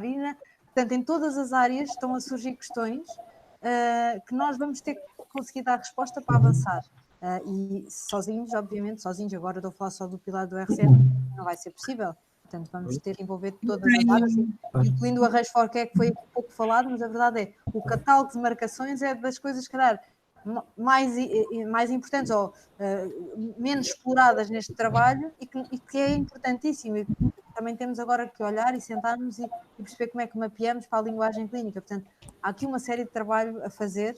Isto foi só, entre aspas, levantar o véu, e agora é que o trabalho a sério, entre aspas, vai começar. Eu tenho uma questão, Nélia, para ti e para o João. Nós já sabemos a estrutura de episódios da Evris? Não, quer dizer, o João se calhar tem outra resposta, mas... Bem, tenho outra resposta. A estrutura de episódios da Evris difere daquela que temos à data de hoje, com um conceito novo, que é uma lógica de gestão de conta de cliente.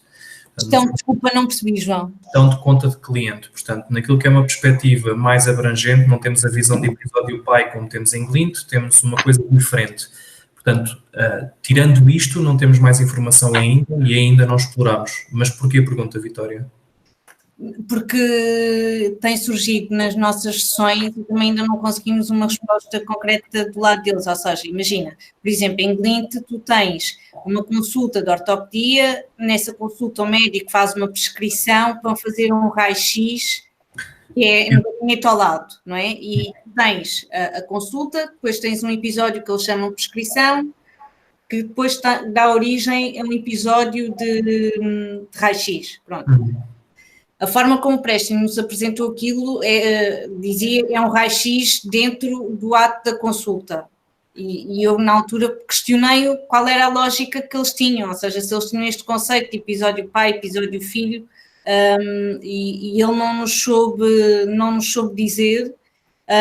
Eu até agora não consegui perceber de que forma é que eles têm as coisas estruturadas.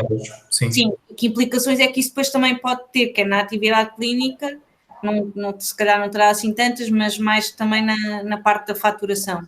Digamos. Sobre isso, a única coisa que fica explícita e que tem sido trabalhada é que os graus, os níveis previstos em ECOs para aquilo que é a estrutura que nós queremos dar a alguns catálogos são insuficientes e estão a ser passados requisitos nesse sentido. Portanto, nós, à data de hoje, em Glint, temos na estrutura de catálogos, por exemplo, das rúbricas, temos 3 níveis apenas e já passámos a noção de que são necessários mais. Naquilo que é a estrutura de episódios e encadeamento de ações ou de eventos, ainda não sei tipificar as coisas, ainda não exploramos isso, não. Porque isso vai ter impacto no catálogo, ou não? Não necessariamente. Não? Nem nas marcações, nem nada? A forma como tu usas o catálogo tem essa preocupação. A escolha do catálogo e como tu tens definido e os respectivos graus hierárquicos não está necessariamente ligado.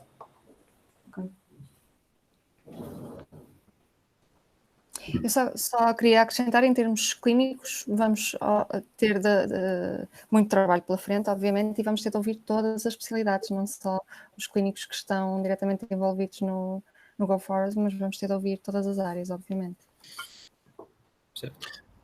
Eu gostaria só de fazer aqui um comentário geral, até porque eu tenho acompanhado aqui a Nélia, o Pedro e o João, mais como ouvinte e aprendiz nesta temática, mas gostaria de fazer aqui 2 ou 3 comentários, que é, até para fazer aqui uma súmula e ver onde é que isto nos vai levar, que é, primeiro, há aqui um facto adquirido, isto tem uma vantagem brutal, vai-nos permitir de uma vez por todas separar o catálogo de produtos e serviços da parte da faturação, que hoje não é uma realidade e que torna muito complexo o nosso dia-a-dia. Segundo, a temática do GDHs é uma temática que nós nos estamos a antecipar ao mercado. E bem, em vez de sermos conduzidos neste processo pelas seguradoras, que mais cedo ou mais tarde esta realidade vai acontecer, permite-nos tomar a liderança neste processo e tentar fazer o shaping dele de acordo com as nossas vantagens. Vantagens de qualidade, vantagens de diferentes localização e, inclusivamente, penso eu, como o João explicou, isto permite pôr vários fatores de ajuste aos GDHs, nomeadamente, inclusivamente, com a qualidade das nossas facilities. Há possibilidade por esse ajustamento. Um terceiro ponto é que esta realidade dos GDHs, a nível das próprias seguradoras, começa a ser realidade nos países mais desenvolvidos. Nos Estados Unidos, o Paulo falou que já acontece, nós sabemos também que existem vários casos na Suíça e na Alemanha. O que é que está a acontecer? Com a consolidação dos grupos seguradores, é natural que isto venha com força e cada vez e mais rápido que o que a gente pense chegar a Portugal. Lembro, por exemplo, que agora há meia dúzia de meses a própria seguradora, a Generali, que é um dos potentes mundiais, adquiriu a Tranquilidade. A Generali já trabalha com GDHs em alguns países. É possível que agora também acelere este processo em Portugal. Isto vai nos permitir estar dentro deste processo e sermos nós a conduzir esse processo um bocadinho à nossa medida e de acordo com as nossas vantagens competitivas.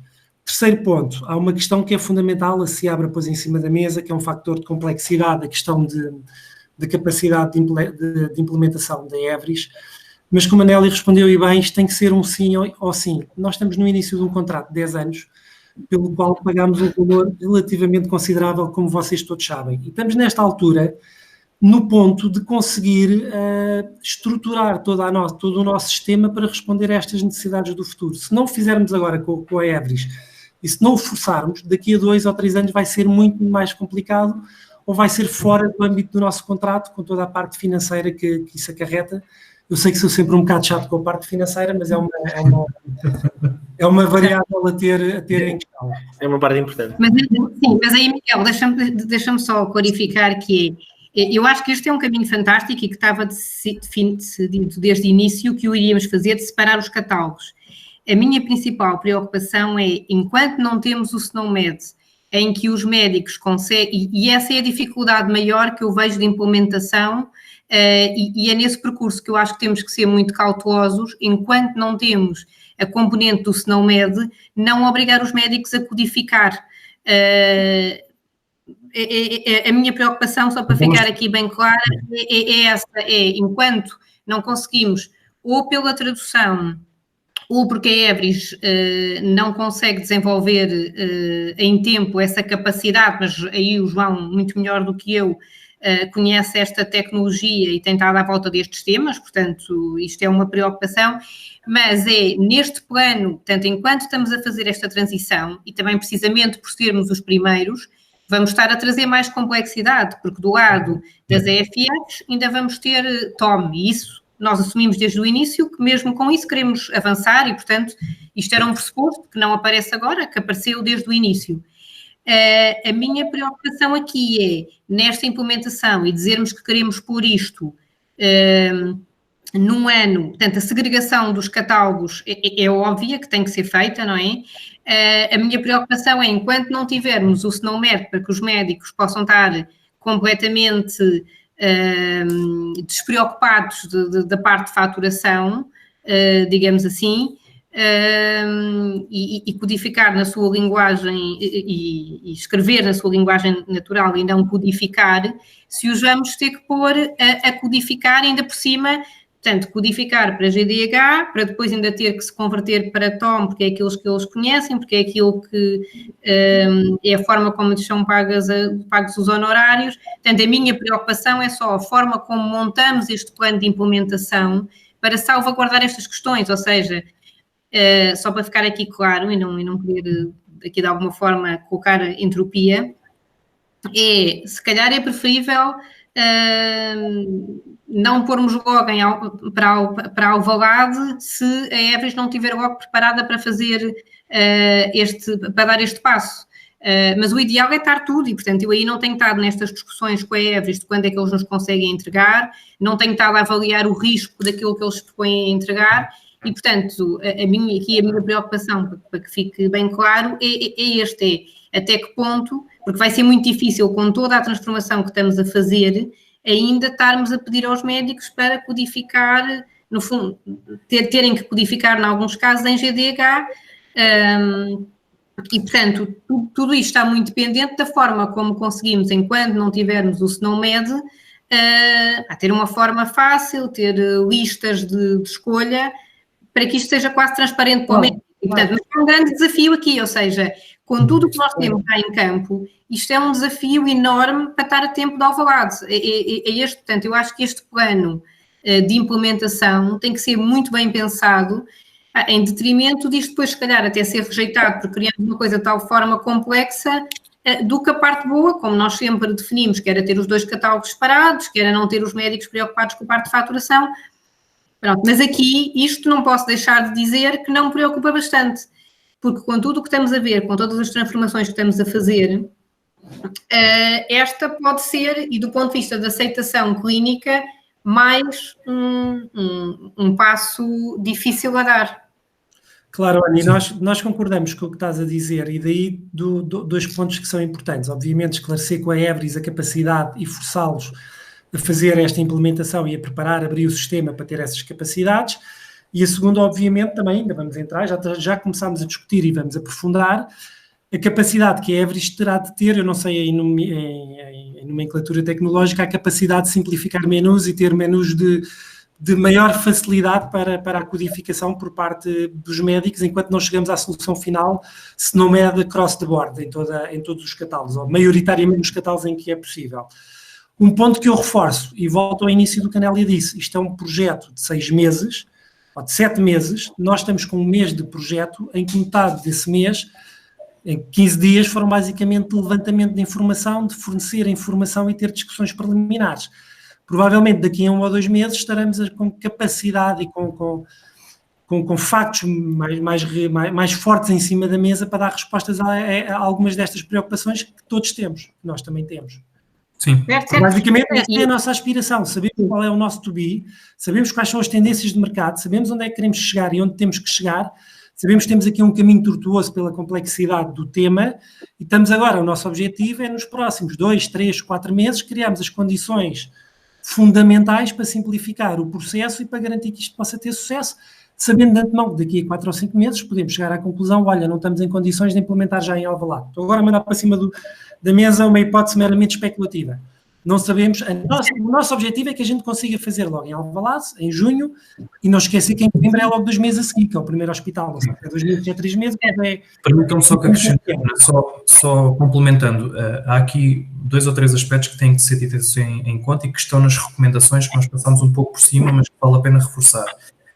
A SNOMED é modular naquilo que pode ser a sua aplicabilidade e, portanto, aquilo que foi a escolha de aplicação de SNOMED restringe-se nesta fase, enquanto recomendação da McKinsey, às áreas onde já existe tradução e já é usado no mercado português. Portanto, quando nós falamos naquilo que é dificuldade ou aquilo que é entropia, quer dizer, perfeitamente sensível ao que estás a dizer, atenção, não interpretes de outra forma. Existe aqui um trabalho envolvido, mas tem que ser exatamente neste seio, nesta equipa de trabalho que aqui está hoje a ouvir estas novidades que nós vamos tentar levar para a frente, que tem que haver a vontade de mudar, porque a questão do ICD-10, quer dizer, grosso modo 70% dos nossos médicos já conhecem e já fazem propostas cirúrgicas com o ICD-10, portanto é um no-brainer para 70% dos casos. Claro que temos de ter o cuidado e não achar que é um dado adquirido, temos que formar, temos que informar e temos que ter o sistema também de forma a facilitar a utilização desses catálogos. No entanto, perfeitamente alinhado, é um desafio, claramente, se a EBRIS não chegar ao estado de maturidade, quer dizer, a última coisa que nós queremos, e foi a primeira, houve alguma evolução ao longo destas 4 semanas, a primeira abordagem que tivemos com a EBRIS foi que a SNOMED seria aplicada numa lógica de código e descrição, nada mais, quer dizer, isso não é uma aplicação como nós queremos de SNOMED. Portanto, sim, há aqui cautelas que têm que ser tidas, temos que perceber qual é que é o breaking point entre as coisas poderem correr mal ou efetivamente estarmos a fazer um esforço para que corram bem à primeira. Claro. E há aqui um ponto, também um parênteses, que em relação à EBRIS, como todos nós sabemos, nós fizemos uma parceria estratégica em que eles vão desenvolver bastante o produto deles, com o nosso know-how, com o objetivo também de endereçar novos clientes e novos mercados. E esta tendência do SNOMED é uma tendência que, como o João Leal diz, há coisas que já estão traduzidas, há coisas que ainda não estão tão estáveis, chegaremos lá a bom porto, mas é algo que uma ferramenta ou um sistema core de um player que se quer global vai ter que ter mais cedo ou mais cedo para conseguir abordar o tipo de clientes que sabemos que eles estão a tentar fazer. Por isso achamos que até neste caso, apesar da dificuldade operacional do montante de trabalho e complexidade que isto implica agora nos próximos 6 meses, 1 ano, é uma vantagem competitiva e que nós também nos cabe convencer a EBRIS que eles poderão ter no seu produto base. Quando concorrerem noutros concursos com outros players, para players de saúde relevantes, isto vai ser uma questão crítica e vai ser fundamental para eles terem esta feature embebida no sistema. E acho que aqui também temos um bom argumento no sentido de vocês Sim, vão apanhar a nossa boleia para o bem do produto deles também. Claro. Sim, mas e agora, completamente esta visão de que isto é um trabalho de todos, não é? Portanto, tem sido liderado pela Nélia, mas é um tema que é transversal e, portanto, eu própria tenho insistido sempre com a Nélia para nós sermos o mais possível envolvidos no sentido de percebemos logo onde é que se quer chegar e, portanto, a nível dos workshops e do que estamos a montar, termos logo em conta aonde é que se quer chegar, precisamente para conseguirmos garantir esse objetivo. Portanto, e para isso, mais do que fazermos do que ser feito um plano e validarmos, temos que estar todos a fazê-lo, não é? Obviamente, com uma liderança e com uma divisão de tarefas como está definida. Mas, portanto, esse caminho claramente vamos percorrer. Agora, o desafio é grande e a preocupação é essa, é que não montemos uma coisa demasiado complexa, com um desafio bom que queremos, que esse é sem dúvida aquilo que nós queremos. Nélia, deixa-me só perguntar à Sofia e ao Mário se eles não têm nenhuma questão em relação a este tema do catálogo. Não, a nossa preocupação Nossa preocupação era com o termos ou não a CIP na solução, e a recomendação da McKinsey vai ao encontro daquilo que nós pedimos. Agora falta só saber qual é a versão que eles têm disponível ou não. Mas a versão que nós temos da CIP é a versão atual, é que eu tinha uma ideia. É isso que eu estou a dizer. A versão que nós temos atual é a Beta 2 e já existe a 2 no mercado e eventualmente algo mais atual. Sim. Portanto, agora temos que perceber qual é o catálogo que temos de falar com a Ordem dos Enfermeiros para ver se disponibilizam o catálogo mais atual, mas isso será um trabalho que depois que a Eves terá de desenvolver. Sim. Aqui a recomendação é sempre que nós usemos, no fundo, as versões, não as legacy, mas portanto as versões que estão, no fundo, as últimas versões disponíveis no mercado, para garantir que estamos permanentemente atualizados, ou seja, os ajustes que nós vamos fazendo, quer na CIP, quer no SNOMED, por exemplo, só para terem ideia, na anatomia patológica, nós, na José de Mel, já usamos a SNOMED, é uma versão legacy, portanto, nós até dentro de casa, isto não é uma total novidade, portanto, já existe.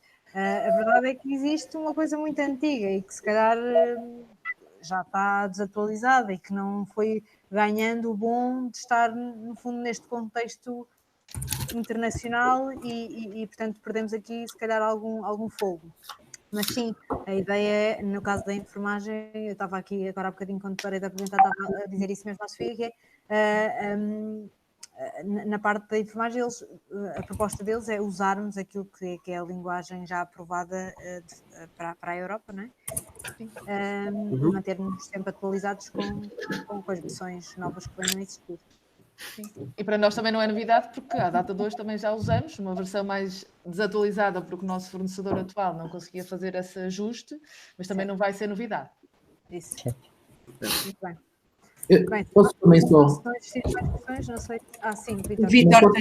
Não, estive aqui a ouvir-vos atentamente e achar que esta questão de pôr os médicos eu vou ser um bocado simplificador, não é?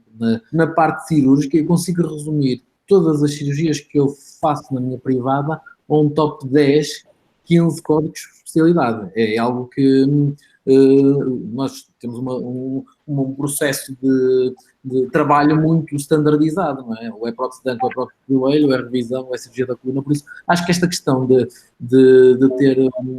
termos a aceitação dos médicos na questão da faturação se consegue resolver de uma maneira mais ou menos simples com cá está produzindo essa lista dos top 10, top 20 códigos por especialidade que se tornem usáveis, que também já fazemos isso na admissão do doente no BCM da unidade de cuidados intensivos, por isso eu acho que conseguimos uma maneira de conseguir ultrapassar isso e ganhar. E a cenoura é sempre o revenue, as pessoas adaptam-se a isso. Vítor, mas não é assim tão linear, porque há uns anos, há 13 ou 4 anos, nós tentámos fazer um projeto que era a uniformização dos favoritos de diagnóstico e só conseguimos fazer na ortopedia e na pediatria.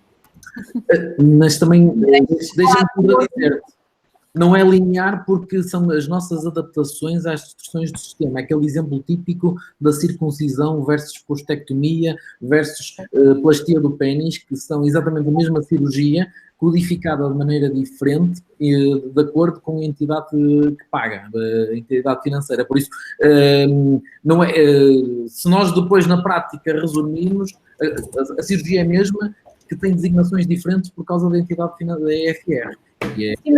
Aqui, sim, tu só dá este exemplo, mas aqui nem era tema da EFR, aqui não se conseguiu chegar a acordo entre os médicos. Ou seja, não é questão de favoritos, é dos frequentes. Diz? Desculpa, Vitória, acho que é os mais frequentes, é um dado estatístico, não dos favoritos, mas um dado estatístico, penso eu que será mais fácil. Eu analiso porque a nossa atividade é muito standardizada, é sempre muito, cá está, com variantes, obviamente, mas eu estou sempre a reportar-me ao doente cirúrgico, não é? Ao doente cirúrgico, não é? Mas acho que poderá ser um caminho por aí, não é? Definindo essa lista de diagnósticos mais frequentes. Então, a catarata deve ser, se calhar, metade da produção cirúrgica de alguns hospitais e isso agiliza. Eu penso que esses dados... no âmbito do Flow, nós fizemos exatamente isso, ou seja, em vez de irmos perguntar a todas as especialidades quais eram os mais frequentes e os favoritos, pedimos à área do João, que nos fez chegar para cada uma das especialidades o top 10 do ano que passou, e foi esse que nós carregámos como favoritos na proposta cirúrgica que estamos a implementar nas várias unidades. Sim, eu acho, o Vítor, eu acho que toda a gente tem razão. O Vítor tem razão porque, de facto, na maior parte das especialidades a coisa é mais ou menos monótona. Agora, eu acho é que esse pode ser o bypass, esse nunca vai poder ser o caminho, porque se nós queremos ser valorizados por complexidade, estar a meter diagnósticos por aproximação, os 10 mais frequentes, é a contradição daquilo que nós queremos fazer. Portanto, o que eu acho é que nós nos temos que concentrar em transformar a linguagem natural na linguagem de codificação. Não, os médicos não vão codificar, e se codificarem vão codificar mal, e isto tem que ser claro para todos. Sim, nós podemos temporariamente fazer um bypass, claro que sim, mas por cada dia que tivermos a fazer o bypass, nós estamos um dia mais longe de conseguirmos fazer uma medicina baseada no benefício, não é? Porque estamos a diminuir a complexidade real. Certo, mas eu acho que esse é precisamente o ponto, é nós conseguirmos rapidamente, e acho que o desafio é grande, mas conseguimos pôr a linguagem natural para não estar a pôr os médicos a codificar e a ir por aproximações. Eu acho que o ponto é muito este que o Paulo também resumiu agora, é conseguirmos de facto dar esse salto, e portanto a minha preocupação é muito nisto, é conseguirmos dar de facto esse salto, que eu acho que só o vamos conseguir com o SNOMED, portanto até lá vamos ter que ir um bocadinho por aproximação, obviamente que é um caminho, e portanto, mas até estarmos lá eu acho que vai ser muito por os médicos a codificar, é só porque para também estarmos a falar disto de forma clara e transparente. Eu não percebo nada da parte tecnológica, não é? Mas pensando, por exemplo, em CD10, imaginemos que não conseguimos ir para a SNOMED. A SNOMED o que tem é que consegue ler o texto livre, não é? Mas nós também não queremos só texto livre. Por exemplo, na ICD-10 podemos ter uma drop list com a tradução do ICD, portanto, aqueles termos que eu falei há pouco. Vou dar novamente o exemplo, portanto, o FACO mais lê, eu ponho o check no olho esquerdo e o sistema lê que aquilo é um 08R K3JZ. Não me parece que seja, mas lá está, não gosto de falar do que não é a minha área, mas parece-me que será um esforço de ajuste tecnológico diferente da SNOMED. Mas, mais uma vez, não gosto de falar da minha área. Lara, eu acho que tu tens toda a razão. Agora, porque de facto, tecnologicamente, não me parece nada difícil se nós fizermos isto com alguma inteligência. Isto é, imagina, ele lê o diagnóstico principal e os favoritos das cirurgias para aquele diagnóstico são diferentes das do doente que vem a seguir. Não é o top 10 do cirurgião nem do serviço, é o top 10 de cirurgias para os diagnósticos que aquele doente tem presente. E aí podemos ter uma exaustividade maior e tecnologicamente não me parece uma coisa fantasticamente difícil de ser feita, só não foi possível em Glint porque é a idade da pedra. Agora, se nós formos por esse caminho para fazer uma coisa destas, vai ser um caminho tão penoso e tão demorado quanto, se calhar, o da linguagem natural. Eu acho que nós, em determinada altura, vamos ter que tomar decisões e dizer, ok, eu não consigo ter isto em linguagem natural em 8 meses, mas consigo ter ICD-10 em 8 meses. Mas depois temos que pensar que esse trabalho depois é um trabalho que provavelmente vai ser deitado fora e se calhar fazer o pressing e esperar em vez de 8, 9 ou 10 meses, não sei, vai ter que ser uma gestão um bocadinho complexa desta situação. Mas sim, eu acho que tens razão, não é nada de fantasticamente difícil do ponto de vista tecnológico, é só temos que escolher um caminho e idealmente o definitivo, acho eu, senão estamos a deitar meses e recursos de trabalho fora para uma coisa que não é onde nós queremos chegar, não é? Acho eu, não sei, é a minha opinião. Sim. Sim, acho que aqui temos que continuar a trabalhar e aqui este grupo que está a liderar e todos os que vamos ser envolvidos e depois ir tomando as melhores decisões. Acho que já pusemos aqui, se calhar, as preocupações em cima da mesa.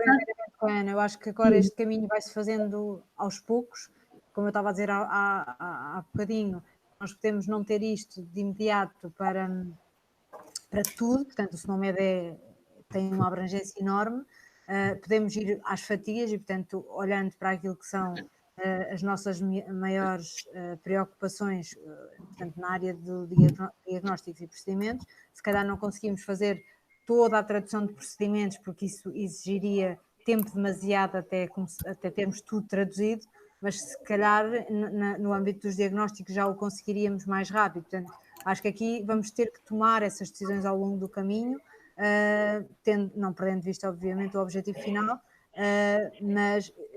mas lá está, é algo que nós temos que discutir entre todos. Também acho que se calhar não é a melhor abordagem nós esperarmos para ter tudo pronto para depois entrar desta forma. Portanto, acho que podemos ver o que é mais crítico e dentro do mais crítico acelerar isso e depois ir fazendo o que falta aos poucos. Portanto, aqui numa lógica de especialidade a especialidade ou conjunto de especialidades de X em X meses e ir introduzindo, por exemplo, o tema dos procedimentos. A tradução de tudo vai ser morosa, portanto vai demorar certamente algum tempo. Mas pronto, efetivamente, eu acho que já deixámos aqui as preocupações, já partilharam connosco, nós, no fundo, estamos a levar isto, porque alguém, no fundo, tem que ser responsável, mas estamos todos aqui a trabalhar em conjunto, e, portanto, da minha parte, podem contar, obviamente, com o envolvimento necessário, ou, aliás, com o pedido de ajuda necessário das vossas áreas, para que isto seja levado da melhor forma. Logo que tínhamos novidades daquela reunião que eu vos falei com esse hospital inglês, portanto, que tem já 10 anos de experiência com o SNOMED implementado de forma abrangente, assim que tenho essas datas, passo-vos logo para garantir, no fundo, a máxima presença nessa reunião, para aí sim podermos explorar um pouco melhor como é que isto é na prática e que exigências é que traz ou que trouxe no início do caminho, e que vantagens é que também eles, no fundo, recolheram depois desta implementação. Este será o primeiro passo, depois há envolvimentos de outras autoridades, da SPMS, de outras, no fundo, de outras áreas, e à medida que o formos fazendo, vamos incluindo sempre que necessário. Lara, ias acrescentar? Bom trabalho. Não, ia só fazer um disclaimer que me esqueci, que de facto o meu conhecimento de SNOMED é teórico e daí achar que este conhecimento de quem já implementou e de quem usa no dia-a-dia é essencial para nós percebermos se exatamente cumpre aquilo que promete e parece que sim, há vários casos de estudo, mas acho que essa reunião vai ser essencial para nós percebermos e para ainda ficarmos a querer mais ter a SNOMED e a lutarmos por isso. Muito bem, obrigada. Deixa-me só fazer uma pergunta ao João Leal. João, eles no CIMH não têm já esta pesquisa inteligente ou é uma coisa parecida? Tem, mas tem uma lógica de carregamento por ser uma tecnologia web bastante pesada, portanto sai lento. Está implementado, mas mal implementado. Ok. Sim. Mas é mais... Vamos nós implementar bem. Eu vou-te culpá-lo por isso. Sim. O princípio é o mesmo, não é? O princípio é o mesmo. O princípio é o mesmo. O princípio é exatamente o mesmo. O que acontece é que o CIMH é puramente web e eles fazem um carregamento, aquilo tem a ver com a tecnologia utilizada, estão a carregar uma biblioteca com alguns megas pesada cada vez que abres a pesquisa e depois aquilo fica lento, tão simples quanto isso. Isto explicado pela equipa técnica do produto, não por mim, eu também não chego a tanto. Portanto... Eu poderia mostrar-vos, mas é lento, de facto. Não é o paradigma que nós queremos para nós, há de ser outro, melhor. Sim.